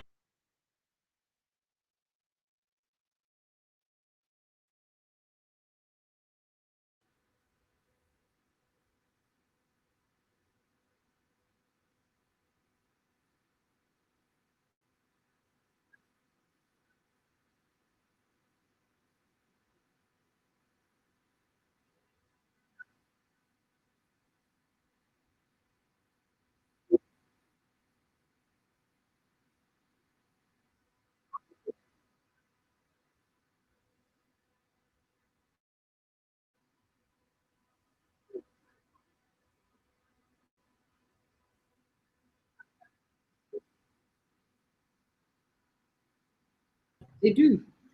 Hello, Kwesi. Welcome back.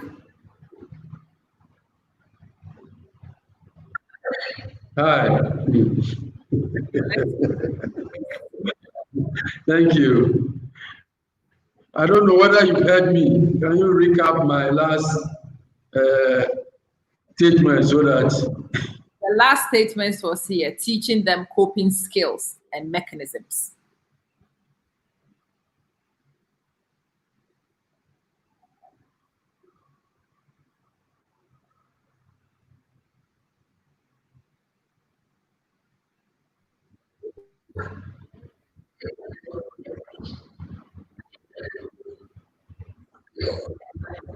Good. So let us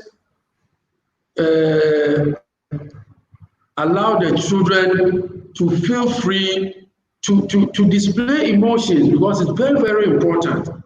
Harboring emotions have, how do you call it, has a serious implications on our health.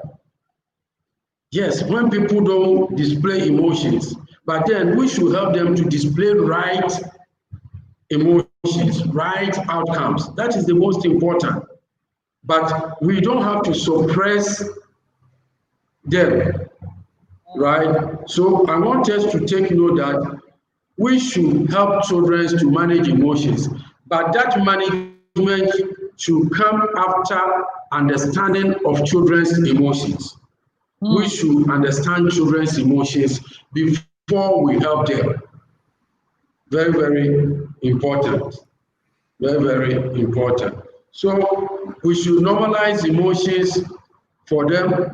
We don't have to criminalize their emotions, that you don't have any reason to get angry. No, that is not the case. When we do that, then we are treating them as less humans. But they are not lesser human because they are children. No, that is not the point. Very, very important. Now, we should also discuss and express emotions with them. Very, very important. You can, when they are watching a film, you can discuss emotions with them. That's why you see, when this happened, the man was angry, and because he couldn't manage his emotions well, he started fighting with the other man, and now the police has come in. It's very, very important. Discuss emotions and their outcomes with them, and you'll be advising them what to do when they face similar situations.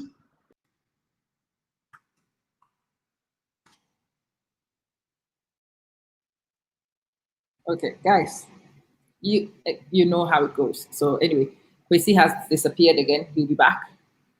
Let me check that you can hear me. Guys, you know. Yeah, you can hear me. So good stuff. He'll be back. Be patient. We are talking through. He is really giving us some free gifts. It's very important that those of you who need to catch this, do catch it, and he's back.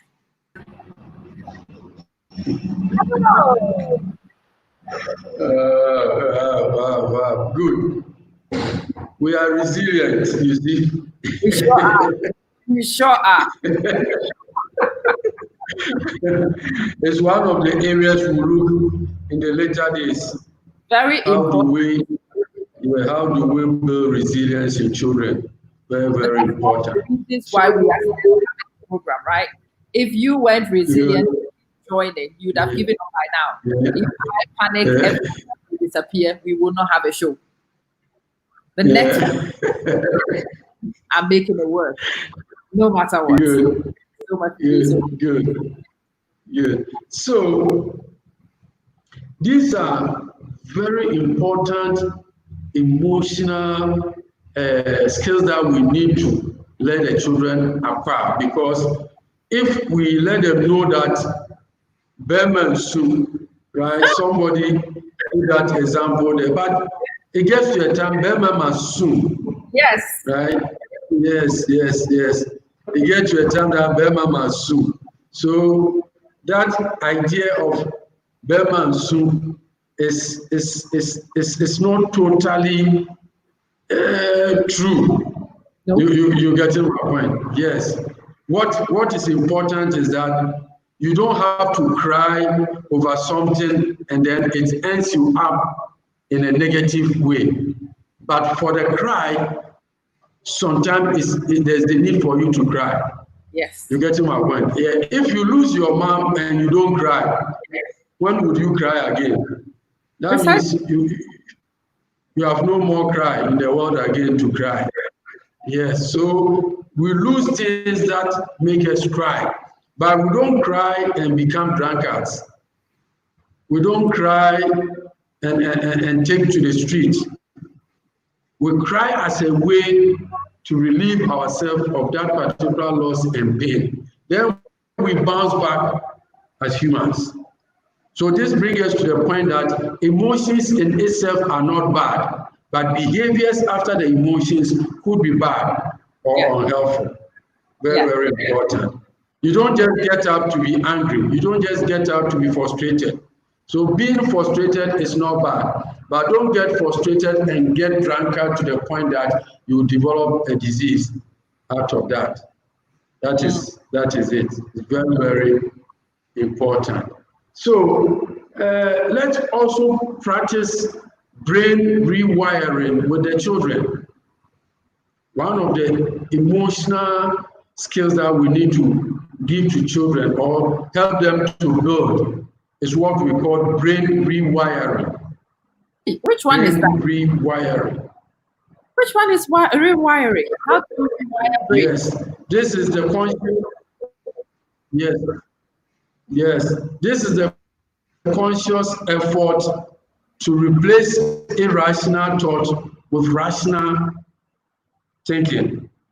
Very, very important.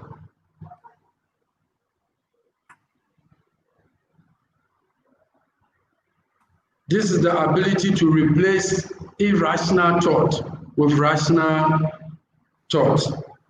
I will go further to explain. It's very, very important. That small voice in our head, that part of the brain that looks for the negativities, it always wants to empower us on all that we have to do. So anything that you start to do, that small voice will be speaking to you. Yeah. So you could be there, you have a very brilliant idea. You have done your feasibility studies. You have all the technical issues resolved. But then something keep on telling you that you fail when you do it. Yeah. You can't be successful. Who will interview you? Who will buy into this idea? Ooh. Who is your mother? Ooh. Who are your parents? Are they lawyers? Are you living in Trasaco?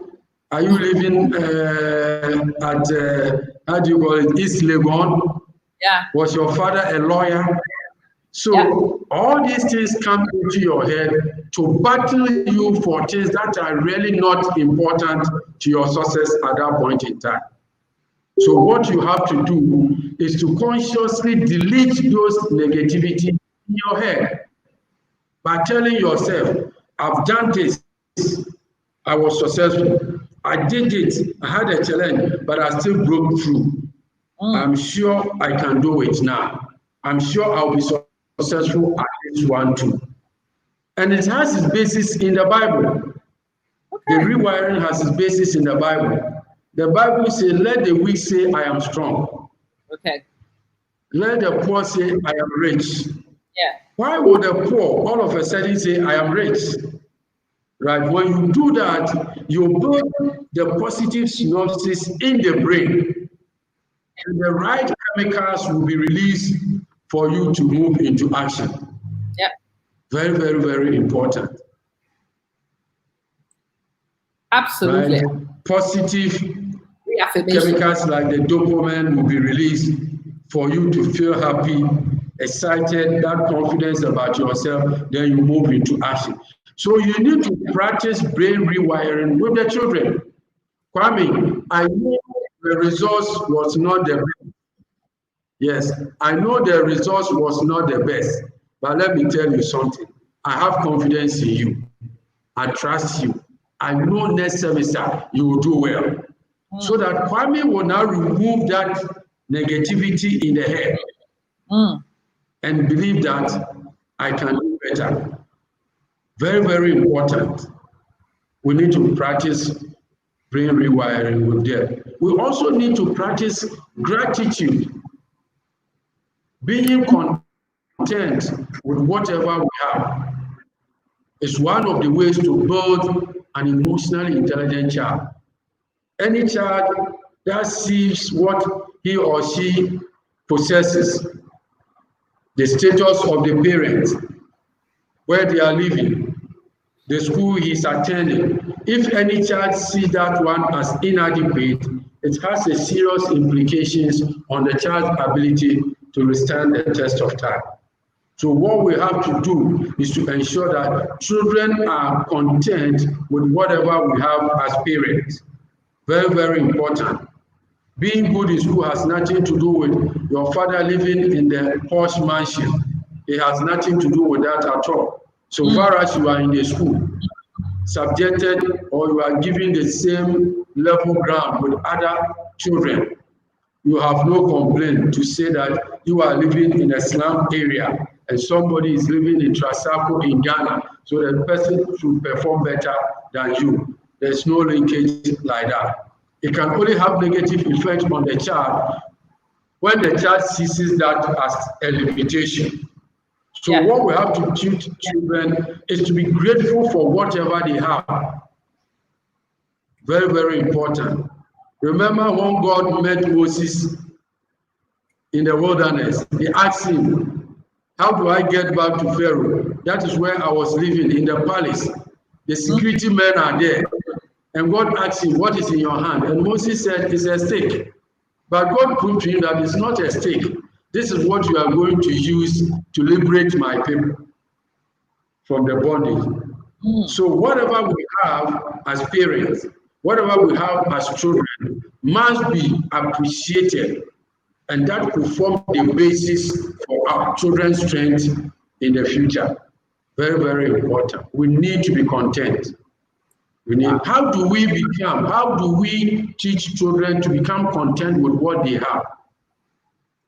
Children can listen to us. They listen to us. They understand us. They appreciate us. So when we have time to speak to them, explain our situations to them, they have the ability at that level to understand that, Kwame, you know something, I cannot buy this, but alternatively, I can buy this. Because you know where I am working, this is my pay. If I take this thing out of that, this is how much I am left. Let the children understand us. We are not disgracing ourselves before them. We are giving them the necessary data to help them take a decision. Who are we deceiving if we are not truthful to the children? Very, very important. This will move us to the next thing I want us to talk about. Let's build trust for the children. We must build trust for the children. How do we build trust for the children, and how do we build trust in the children? Very, very important. Now, when there is no trust, nothing meaningful can be achieved. Wow. Most of the work we do, they pay us. The fastest time they pay you may be a week, sometimes in a month. So for you to even be gainfully employed, you must have a trust that my employer can pay me at the end of the month. Why don't we say that I'm not that sure, so I won't go? You go for the whole month, hoping and trusting that you'll be paid at the end of the month. So without trust, nothing moves. So one of the things that we have to make sure that we build it out for the children and help the children to cultivate that habit is trust. Very, very, very important. Now, to the parents, when you build trust in the children, or when the children have trust in you, you are giving to the children two most important things. And I want parents to take note here. When you have the ability to build trust in the children, if the children trust you, you are giving them two most important things here. First, you are giving them a person for life. You are giving them a person for life. That means you are telling them that you will be there for them in times of difficulties, challenges, at any point in time, unless you are dead. Yes, when you groom your children very well, that is the confidence they have in you. That no matter what happened to us, our dad and mom are for us. They will be there for us until death do us apart. Trust. The second thing you are giving them is that you are giving them a lasting lesson. A lasting lesson. Yes, a lesson that you must trust. Even in collaboration, trust. So anybody that lacks trust is not going anywhere. How would you not? Yes, how would you not trust your wife, and you live in abroad, and you don't trust your wife? You will be in trouble. You better come home and join us. You come home once in a year. You come home 3 months. How would you trust even where you save your money? What shows that the bank will not go down in 5 years? So trust, without trust, nobody. Come on, not a good time for this to happen. Right, Retario, I'm telling you, it's very important. I am taking my nuggets, and I do hope that the rest of you are also taking your seats right back. Excellent. Good. So how do you build this trust with the children? Yeah. Right.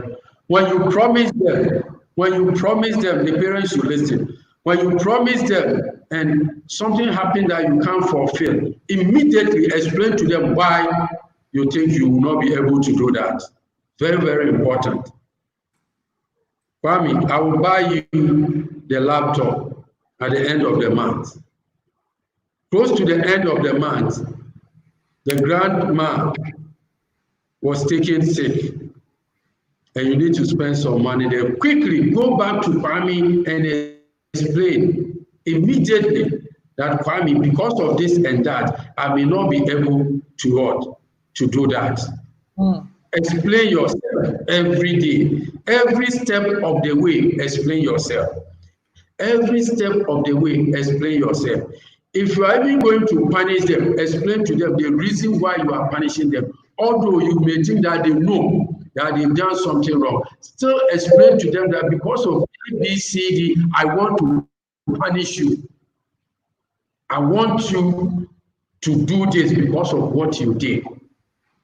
Explaining yourself to them is a way of building a trust. Secondly, when they confide in you and they don't want others to know, keep it secret for them. Very, very important. When they confide in you, so far as it has no negative implications on the others, keep their conversation that they want it to remain secret or confidential. Let it remain confidential for them, for their sake. You are building a trust. You are building a trust. When you have any challenge that is battling you and you think at their level they need to know, let them know. Let them know. Because sometimes they may be able to observe that our mother is not happy, but you want to hide it from them. You are breaking the trust because they are not small. They are not that small. They are not. They are not that baby to read any gestures. They are so not. It's very, very important. Kwesi, you couldn't have said this as a right time. It is so important. So my kids and I am always hands-on with them. I play with them. I do everything with them. But obviously, recently, since I've been working on the channel And I will get up in the morning, I'll be filming a video. I need them to do things around, but I'll sit down and film. And then there will be editing and whatnot. So maybe 5-6 weeks ago, my son comes and he says, "Have you got time for us?" I'm like, "Yeah." He says, No, not superficial time. Have you really got proper time for us?" I'm like, "Hey, I'm always accessible." And he says, "No, not recently. Not recently. You're focused on things, I get it." So I start with them. I explain to them what I'm actually trying to do with the channel, what I'm trying to build, the reasons why it is important I do it now, so that come September, when everything kicks off, I don't need to go out as often as I used to, or I can spend some more time at home. So we are investing now so that when research becomes serious, it doesn't really impact as much negatively. Hello, partner. But when we sat and we had that conversation and we kindly understood it, the kids themselves you find he's now behind the computer most of the day, trying to work out a video technique or to find something on Photoshop or on the other things that I use for my stuff. And he is building competence so he can help ease my burden. And I would not have even thought about it until that. You have to be honest with them and you have to tell them, "Look, yeah, I know you need me right now, but I'm not available for this reason." And usually when you take time to explain to them, they will get you. They will. But if you assume that if you think that they are too young, if you can't share with them, then you are actually asking for trouble. You are really asking for trouble. That is it. If you have lied to them, they would have known. They will take it, but they know you are lying. Yeah. And in that level, you are not building that trust. Is it? No, Yes. And one of the ways to also build trust is that sometimes daddy wants to be there. Daddy wants to punish them. Daddy wants to withhold some benefit from them. They will come and confide in you, "Mommy, I won't do that again. I won't do that. Please speak to daddy for me." You must make sure that you speak to daddy to stop. Yeah. No matter the situation. When that happens, they have the trust in the mother. Yeah. So when they go out there and they have a challenge, they know that when we tell our mother has a solution for us. Most of the time, we don't do that. And when they go out there and they have a challenge, they don't have a way to talk to us. They don't have a way to speak to us. And we turn around to blame them. Yeah. Why do we turn around to blame them? We have failed in the first place by not building trust in them. They don't trust us. That is one of the very critical things that we have to do. So you build trust in them, and what is happening is that you give them a person for life and a lessons for life. A lesson is that you need to trust. You need to trust. You need to trust. He is something. Listen, the trust thing, let me add to this. It's not just about doing things and saying things and whatnot. Listen, your kids need to have the confidence that you have the ability to bail them out. You really do need to know that you are capable of helping them when they need it. If it's a problem with school, they will never speak to you if they don't think you can fix it. They will never tell you because they think it's a waste of your time. If your kids begin to think you are incompetent, that trust is gone. It's gone. If you want your kids to have an open channel of communication, the first thing you're going to have to learn to build is that knowledge with your children that you are very competent. That even if you don't have a skill immediately, you will acquire it in the shortest possible time. So that they come to you with issues, mom can fix it. She can. Mom will find a way. How do you make it better? That comes from you displaying that you are competent. That's important.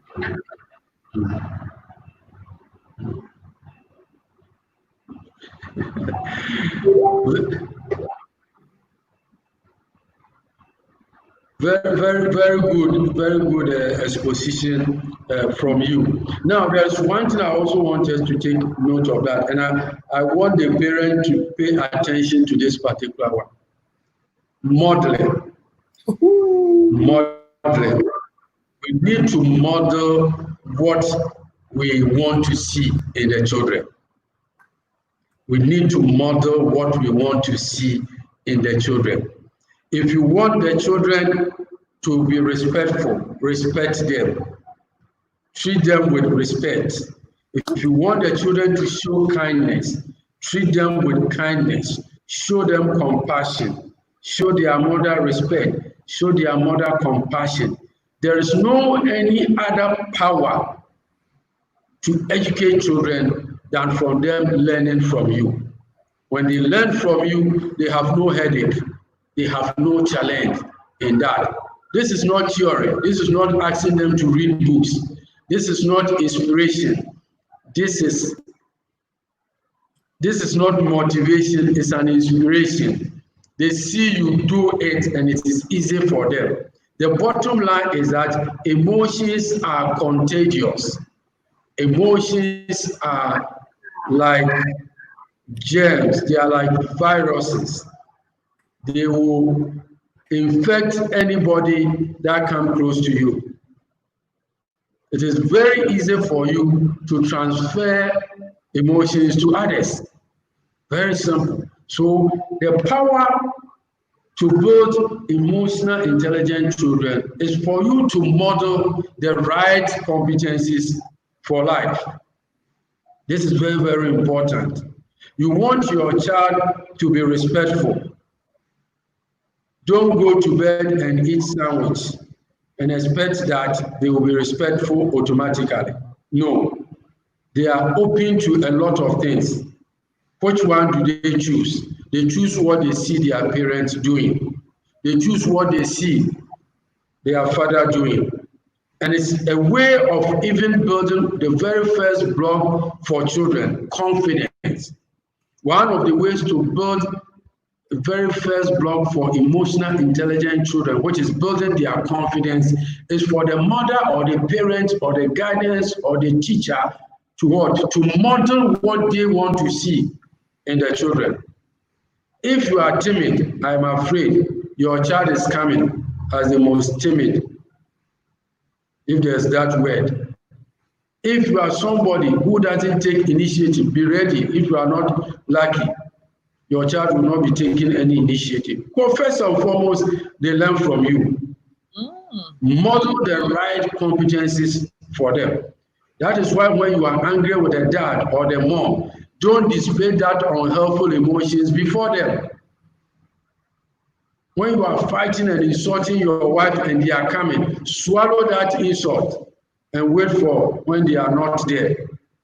Because if you do that, they pick it as normal. They will take it as the gospel truth and they will be living with it. Very, very important. We need to model. What do you want to see in the children? What are you doing? So I will put down this question. It's not about what you want to see in the children. It's more about what you are doing. That is the most important. Yes. Don't worry about what you want to see in the children. Concentrate on what you are doing. So if you model the right competencies, the children have no problem. Who taught the child how to insult? When they were born, they don't know how to insult. They don't know that somebody is stupid. They don't know that somebody is lazy. We taught them. So anything that we teach them at that age, and that is the developmental stage, the stage that they acquire the needed skills. That is why emotional intelligence is so important for the children, and for that matter, for the parent. Because when they miss it, it's a disaster. When they miss it, it's a disaster. When you grow with it, you have no problem. Very, very important. Children will be very kind when they are treated with that kindness. Children will be very respectful when they are treated with that respect. So they go out there and display all these competencies for others to know. Very, very important. Build confidence in the children. Any child that lacks confidence is not going anywhere. And he or she will go to have a challenge in life. Even a confidence to say, I have agreed to love you, I have agreed to go into relationship with you, is a confidence. How do you build confidence in these children? Very, very important. If you don't have confidence, you forever remain single. Mr. P.O. That's the Mr. POP syndrome, isn't it? I mean, see, yes. You are not confident, you are afraid of failure. When you are not confident, you are afraid of rejection. When you are confident, it's a 50-50 chance and you can take it. And you are likely to do more things because you are not held back by fear. People who are not confident, they are so afraid of failure that they always fail because they never try. If you are not that scared of failure, you are likely to try things and you are likely to succeed in some of them. Oh yes, Ayisha, amazing. He is some serious points. Those of you who are watching, those who come back to watch, yes, get over the fear of rejection. My mom always says that. The answer is no by default. No, you can't do it. By not asking, you are guaranteeing a no. So right now, if they say no, they've already told you the default answer anyway. But you might surprise yourself. It might be a yes. That's when you win. That thing has always been in my head. Anytime it's a yes or no situation, I will ask you anyway. What else would you say apart from no? And if you say no, no anyway, doesn't really bother me. But there's some. What if he says no? Well, if he says no, he said no. That's all that's happened. If a person says no, but what if, and I'm like, well, if the person says no, that's all they said. No, get over it. No. But what if they say yes? Well, what if they say yes? Don't you want to find out? Well, I do. I want to find out for sure. Good. Good. One other thing I want us to do is that we should play with the children. Play with them. Yes. Play with them. It has a serious implication on building social and emotional skills. Play with the children. For instance, let's take football. Let's take football and let's see the lessons in football for children. Now, when there's a penalty, the keeper who have 10 people supporting him to make the post save has now only himself. Right. So what does that teach us? It teaches about resilience. It teaches about optimism. It teaches us about confidence. So that when they have a penalty, it is left with you and God. It's left with you and your maker. It's either goal or you've gotten it. But keepers don't run away from the goalpost because it's a penalty. I've not seen that before. No keeper, no matter, even myself, I will not run away. If you put me in the goalpost for Ghana Blasters and there's a penalty, how can I run away? I will stay in and do something. You get to my point. For all you know, somebody will do a mistake and then the ball will go off. Yeah. So a penalty in a football teaches the children about resilience and optimism, a hope for the future, hopeful in a brighter future. Because everything shows that the person can score you easily. Nobody is there to support you. You are left alone and you are not kicking, you are to save. You don't know which way is going. So how would you have to be in the goalpost? That is how life is. It gets to a time in our lives we are left alone in the goalpost of life challenges.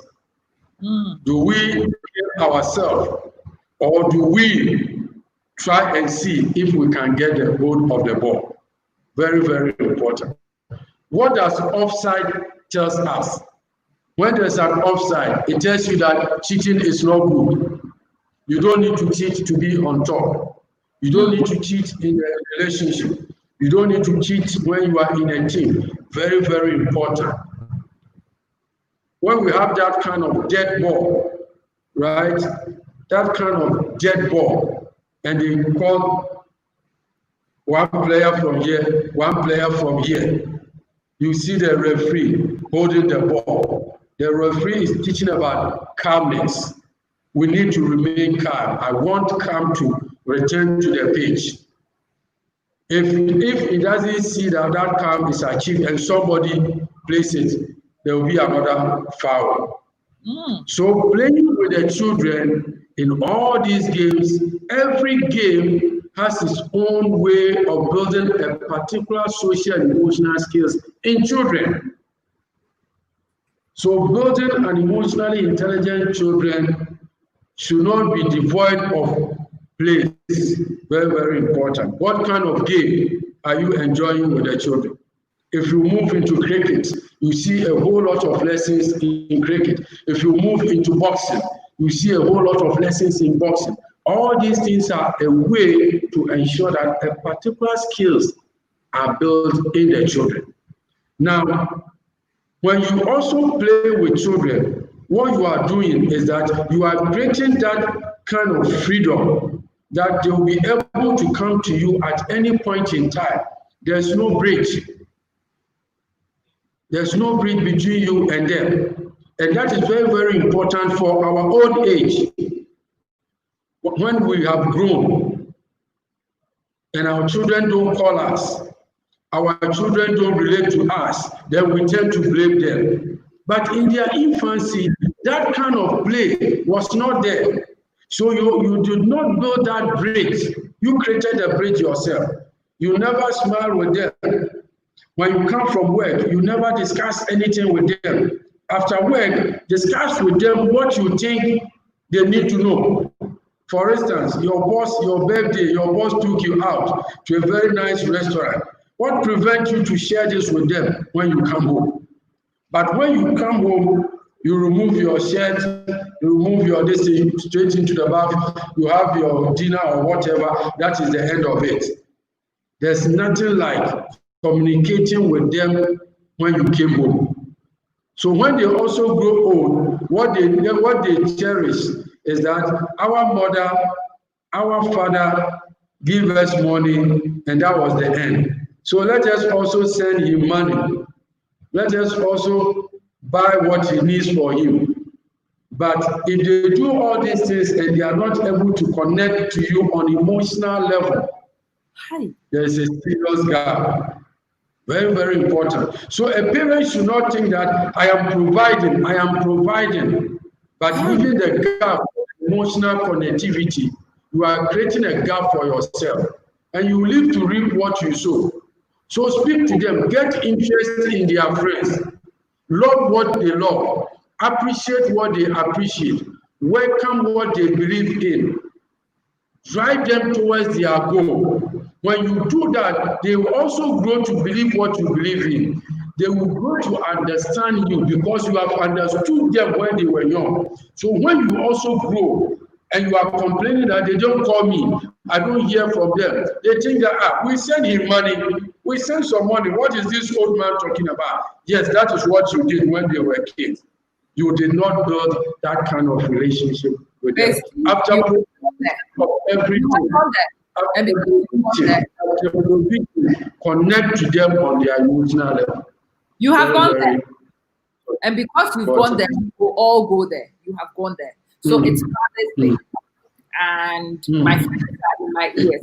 It's quiet on Father's Day. Nobody's sharing anything. I'm like, look on Facebook. The people whose fathers were fathers, I've seen their messages already.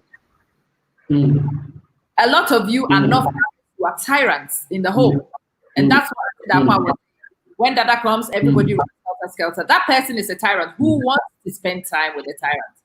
Who wants to spend time with a tyrant? And so you paid for their school fees and you bought food for them. When they also start working, they will throw money at you and that's it.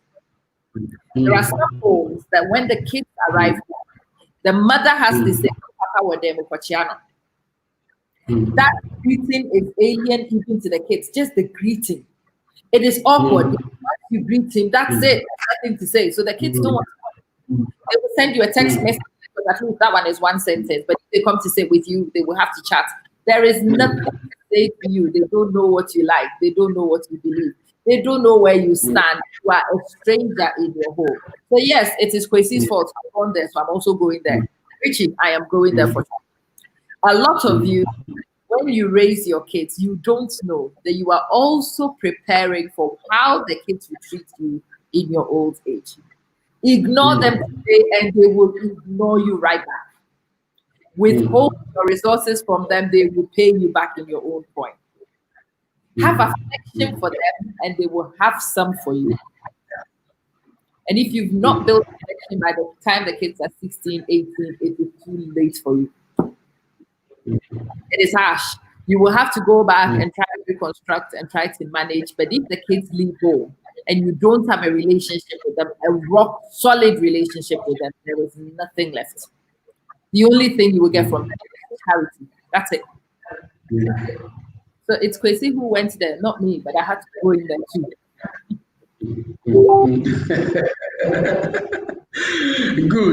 Good. Now, there is another thing I want us to take note, which is very, very important. You see, most of the time, people that have made it in life have the notion or the perception that I don't want my children to go through the same thing. Now, yes, I want to be quick to add that we are not talking about unnecessary punishment, torture, that military type of something, no.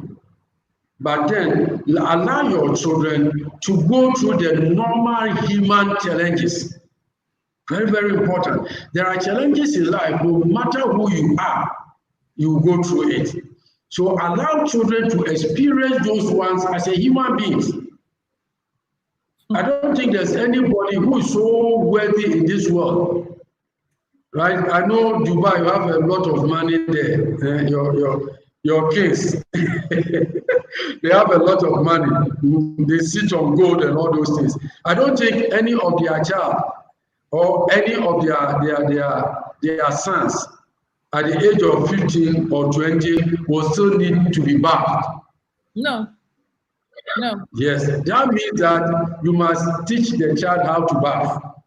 So there are certain things in life, no matter how rich you are, no matter who you are, allow the children to go through. Allow them to experience. A child must know how to wash the dishes. He must know how to wash his own clothes, if not that of his siblings. He must know basic cooking as a child. He must know that there are certain things in life you can simply not avoid them. He must know how to brush the teeth very well. He must know how to do a whole lot. Now, any attempt to take these things away from children, you are not building them for the future. And for that matter, you are not making them emotionally intelligent enough for life. Children must be allowed. This is what we call the minimum stress. The minimum stress. Any child that knows that if I sleep from 8 in the evening to 12 afternoon next day and nobody will talk, that child will sleep. Nothing will happen. That child will sleep. But is that a normal life?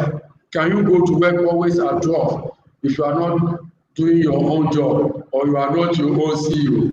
If even you are your own CEO, there are times that you have to stay late and there are times that you have to go early. So let the child go through the normal length of sleep. Let the child wake up when there's the need for him to wake up. So you provide the minimum stress for the child to become a human being. We have a lot of rich people in the system whose their children have grown to become a challenge to them. And they blame their children. When they were in their mother's womb, they did not have that character. When they were in their mother's womb, this is not what they believed in. Somebody made them to believe in that the world is so cheap and easy that I can sleep and get everything done for me. It's a serious mistake. This is the reason why most of the time, some of us that live with other people, we turn out to do well in life than so many people. Because those people may be thinking that you have to do everything because you are with them as a maid. They leave their child. Before you realize that maid has become somebody in life and the child is struggling. Because Why? You have given the maid. So my mom was one of those funny people. When people lived with us, it was only in my mom's home that I, the child of the house, will have to serve those who were in the house. I've said this a few times, and it really didn't make any sense to me. I thought my mom was mad. There are other people here. This is my mom, my parents' home. I should be the princess in this, but she will not let me be the princess in this home. She will chase me. Other people could be sleeping. She didn't really give a hoot. The one person who was to sleep was me. There was no dadaba. There was no dadaba in my house until that one. But as a kid, I did. But you know what I've actually learned? All the skills that were available to be learned were learned by me. The discipline to see things through and to force through things when you are tired, I learned it. Realized my mom had lived with other people, and my mom was one of those people who took what she got from that episode and did much better for herself. And so she knew exactly why she did better and why her work ethic was what it was. And she was not going to the same thing happened to me. And as a child, I thought it was stressful. Why would you let me sleep? Nobody's sleeping. No, she would not let me sleep because we had to learn the ethic and it was going to me. And she used to say about money, a lot of us teach our kids financial discipline because we think that we are helping them have an easy life. Whatever they ask you, give. They never really learn how to earn. They never really learn how to manage. And so we've got to be instrumental in creating opportunities for children to learn money. We will do piece of life. I just wanted to keep that okay. Good. So they need to know the realities of life. Very, very important. They need to know that there's no shortcut to most of the things that they normally believe that there's a shortcut. Right. So one of the other things I want us to really ponder over is the fact that we should help children to build what I call teamwork. Teamwork is very, very important. This is one of the most important skills that should be taught by every parent. Teamwork. Very, very important. Teamwork is very, very important because in life, nobody does it alone. Nobody go through the life journey alone. It's never possible. Presidents have aides. Presidents have personal assistants. C-word renowned CEOs have personal assistants. They have secretaries. So you don't get to any situation in life and you think you can do it alone. That is not possible. If that is the case, then working in a team should be one of the most important skills that we should ever help children to develop. How do we do this basically? Now in the house, you must make sure that you give children a task that each and everyone will play a role in making sure that the task is completed. It's very, very important. Now, in a simple washing of dishes, what you can do is to ensure that you can, if there are two, tell them one will wash it, one will clean it, one will wash it, and then put it somewhere. Meanwhile, one person can do the cleaning of the dishes or the cooking utensils. But because you want to promote that kind of teamwork, ability to join together, ability to start off from where somebody left off, is one of the critical skills in life. And we need to start building it for the children. We need to build it in the children. Put them in a work, in an assignment that ensures that everybody have a role to play to ensure the outcome is achieved. It's very, very important. It's very, very important. There are situations that you allow them to work independently, but it got to a time that you also need to put them together for them to learn that in life it's all about teamwork. In life is all about your ability to coexist with other people. Very, very important. This is something that we don't need to downplay it. It's very, very important. Now, we also need good. This message, I will keep you for the whole day. And I can see from the comments everybody's throwing in. But listen, I asked Kwesi that we will last an hour and a half. I don't think he's checked, Kwesi. We are coming. We've gone past 2.5. It's a long one. I know. You remember we were chatting about it before. Good. The time goes very quickly. It goes very, very quickly this way. I think we need to play fair. I will let Kwesi wrap up the important bits. Maybe we might do a part 2 of this topic because we need to finish off. Kwesi, what would also be a helpful thing is maybe to look into a webinar scenario, not just open Facebook, where we have the webinar, people come in and interact and learn and get resources. So maybe I'll talk to you on the side and see if we can put together a webinar so you can come in and we can have a handout and a few things to give you to help you crystallize what is being said and so on. And listen, when we do a webinar and we make those extra resources and whatnot, it takes time. So in order to come and enjoy the webinar, you've got to be willing to make some financial contributions at the time.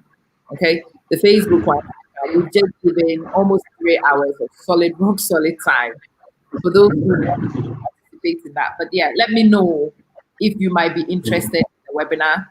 If I get enough responses and people might be interested, then Kwesi and I will discuss it and try and put it on in the next week and a half.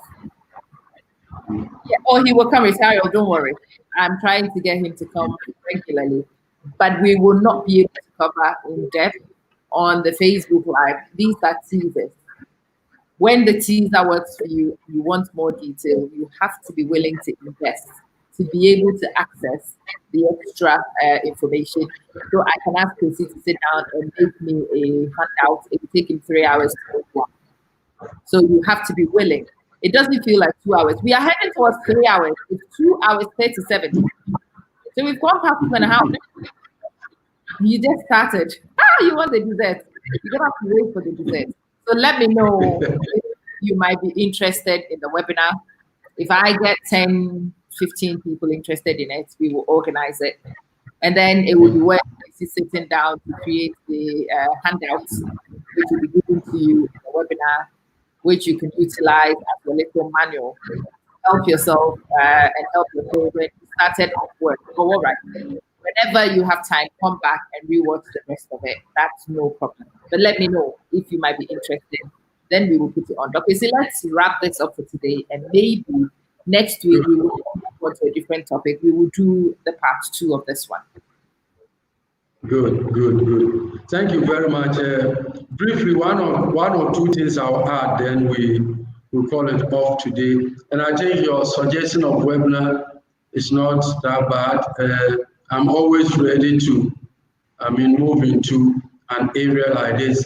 When we even get 5 people, we are ready to go. That is it. We can always not wait for everybody to get on board. People that will watch this, people that are seeing this as very important. And you see, the Bible said, what you sow is what you reap. Yeah. Most of the time, we are having challenges with our children because of these skills. Yes, because of these skills. And last week, I remember I told you that research has shown that to be successful in life is all about your social and emotional skills. Yes. Very, very important. And our parents, right, were having some very good social and emotional skills. Look at what your mom did for you. Oh, she was sensational. Now, yes. Some years ago, when you go back home, you have your grandma teaching you some of these skills in the house. Yeah. Now you can't go and bring your man in the village to come and live with you. So you carry the child to school 6 a.m. You go and carry them 6 p.m. Who teaches them if the teacher is not well equipped? So what I'm urging the parents, doesn't have time. Come again. Even if the teacher knows she does not have time. It's the simple truth, really. She's busy a curriculum. So we as parents need to take on this because they are ours. Yeah. You get my point? Yes, and that is the gap. That is the gap. You are lucky now. If you fail to give it to the children, see what you have done to them. Yeah. You getting my point? Now you are there praising your mother. Oh yeah. Right? Somebody sent me something. I don't know whether I can find it, but let me see if I can remember it. He said, we are thanking the fathers today, right? But then, by the time another child will thank you as a father, you would have known, you would have realized that you were not mistaken. Well, most of the time, your mother is doing that, you think your mother is difficult, is worrying you, so you'll be blaming her or blaming him. By the time you say, thank you, daddy, then your child is also blaming you that you are not good, you don't like me. You had time to Father's Day address. Yes. So we need to insist now. You get to my point. And I call this an emotional, intelligent, revolutionary push. No matter how few people will get it here, they will take the message out. Now, my challenge to the parent is that it's not about the air condition that the child is sitting in the Montessori. It's not about the swimming pool that the child is sitting swimming. It's not about those luxuries. You see, in our next section, I'll bring a football, 2 footballs. Then after the demonstration, they will tell me what have made the other one different. It is only what is in you that can help you to stand the test of time. And the world is like going to the football pitch. Yes, the referee will get the ball and will be hitting the ball on the pitch, asking the ball, are you ready for life? Ronaldo is here, Messi is here. Can you stand there? When the ball is able to bounce back, it tells you that that ball is ready for life.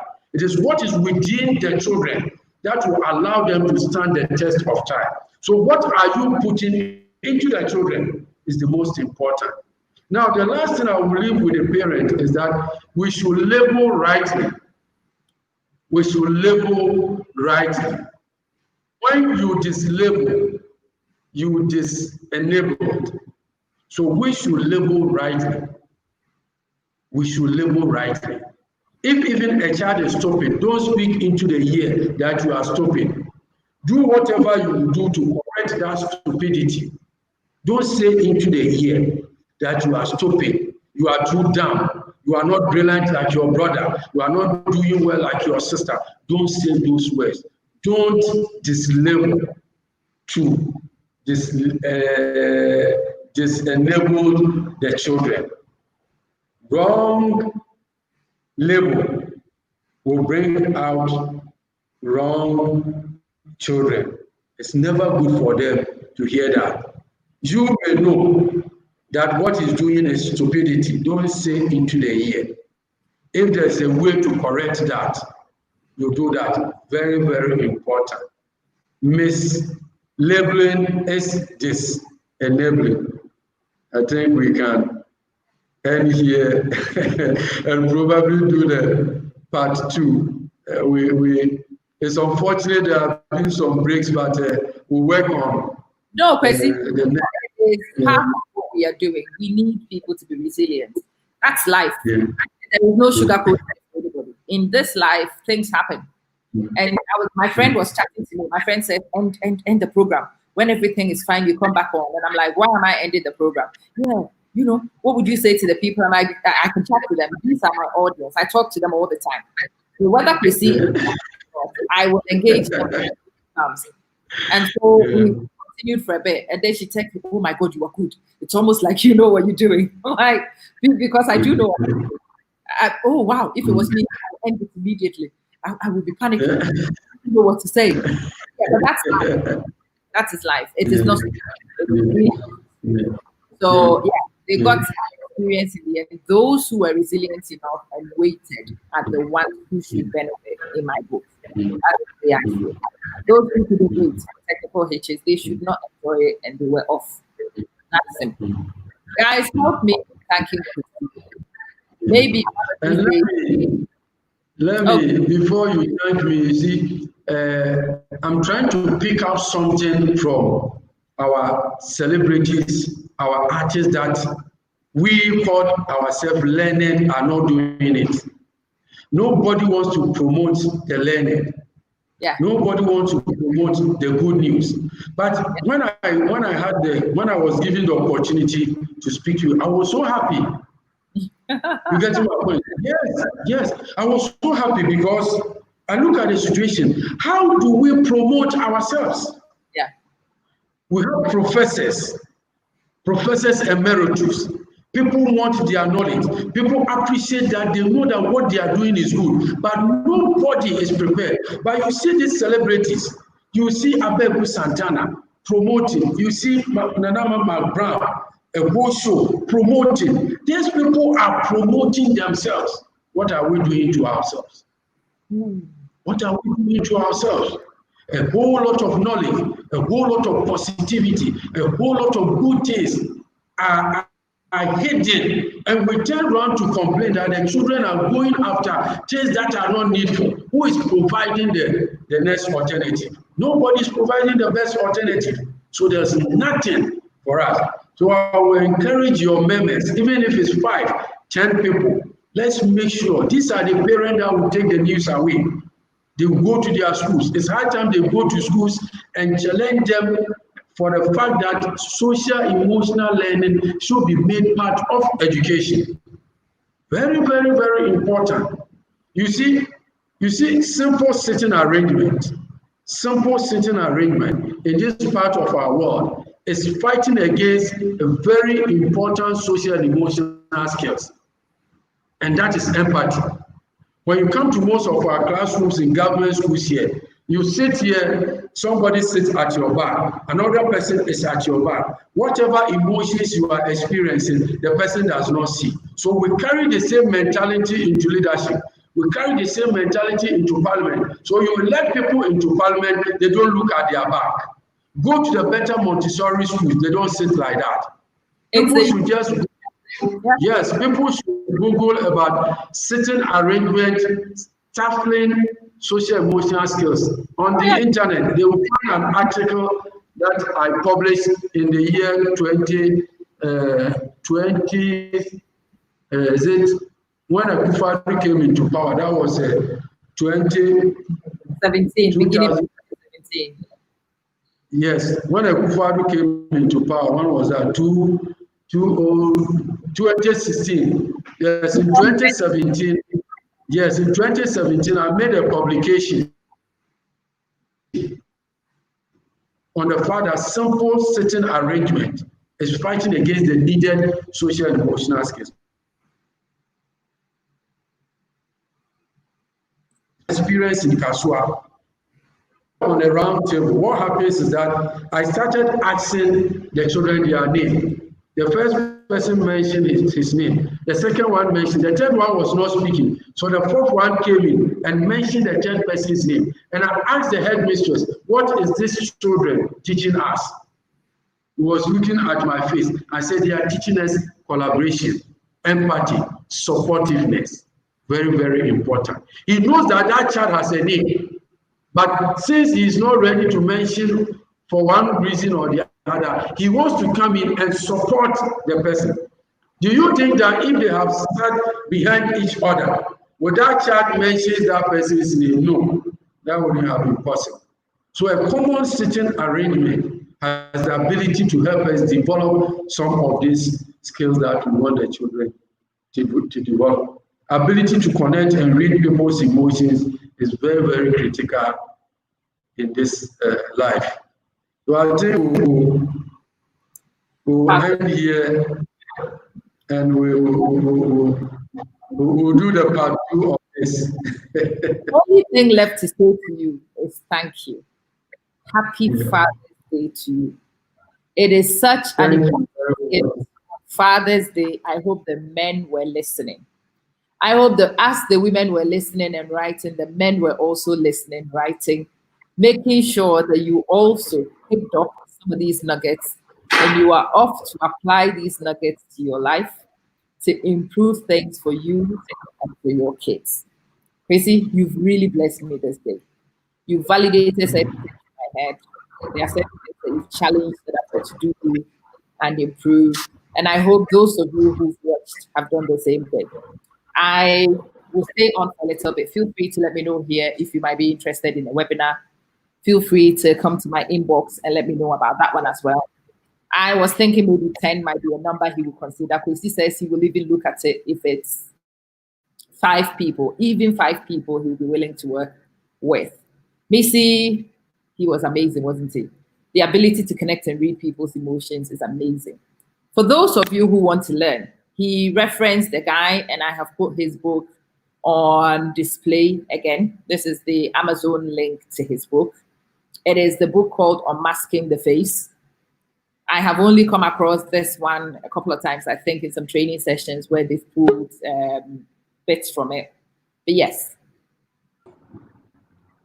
Unmasking the Face is completely. Bye-bye. Thank you. You're Thank you. I cannot thank you. I'll be back when I finish wrapping up. Good. See you soon. Bye-bye. Bye.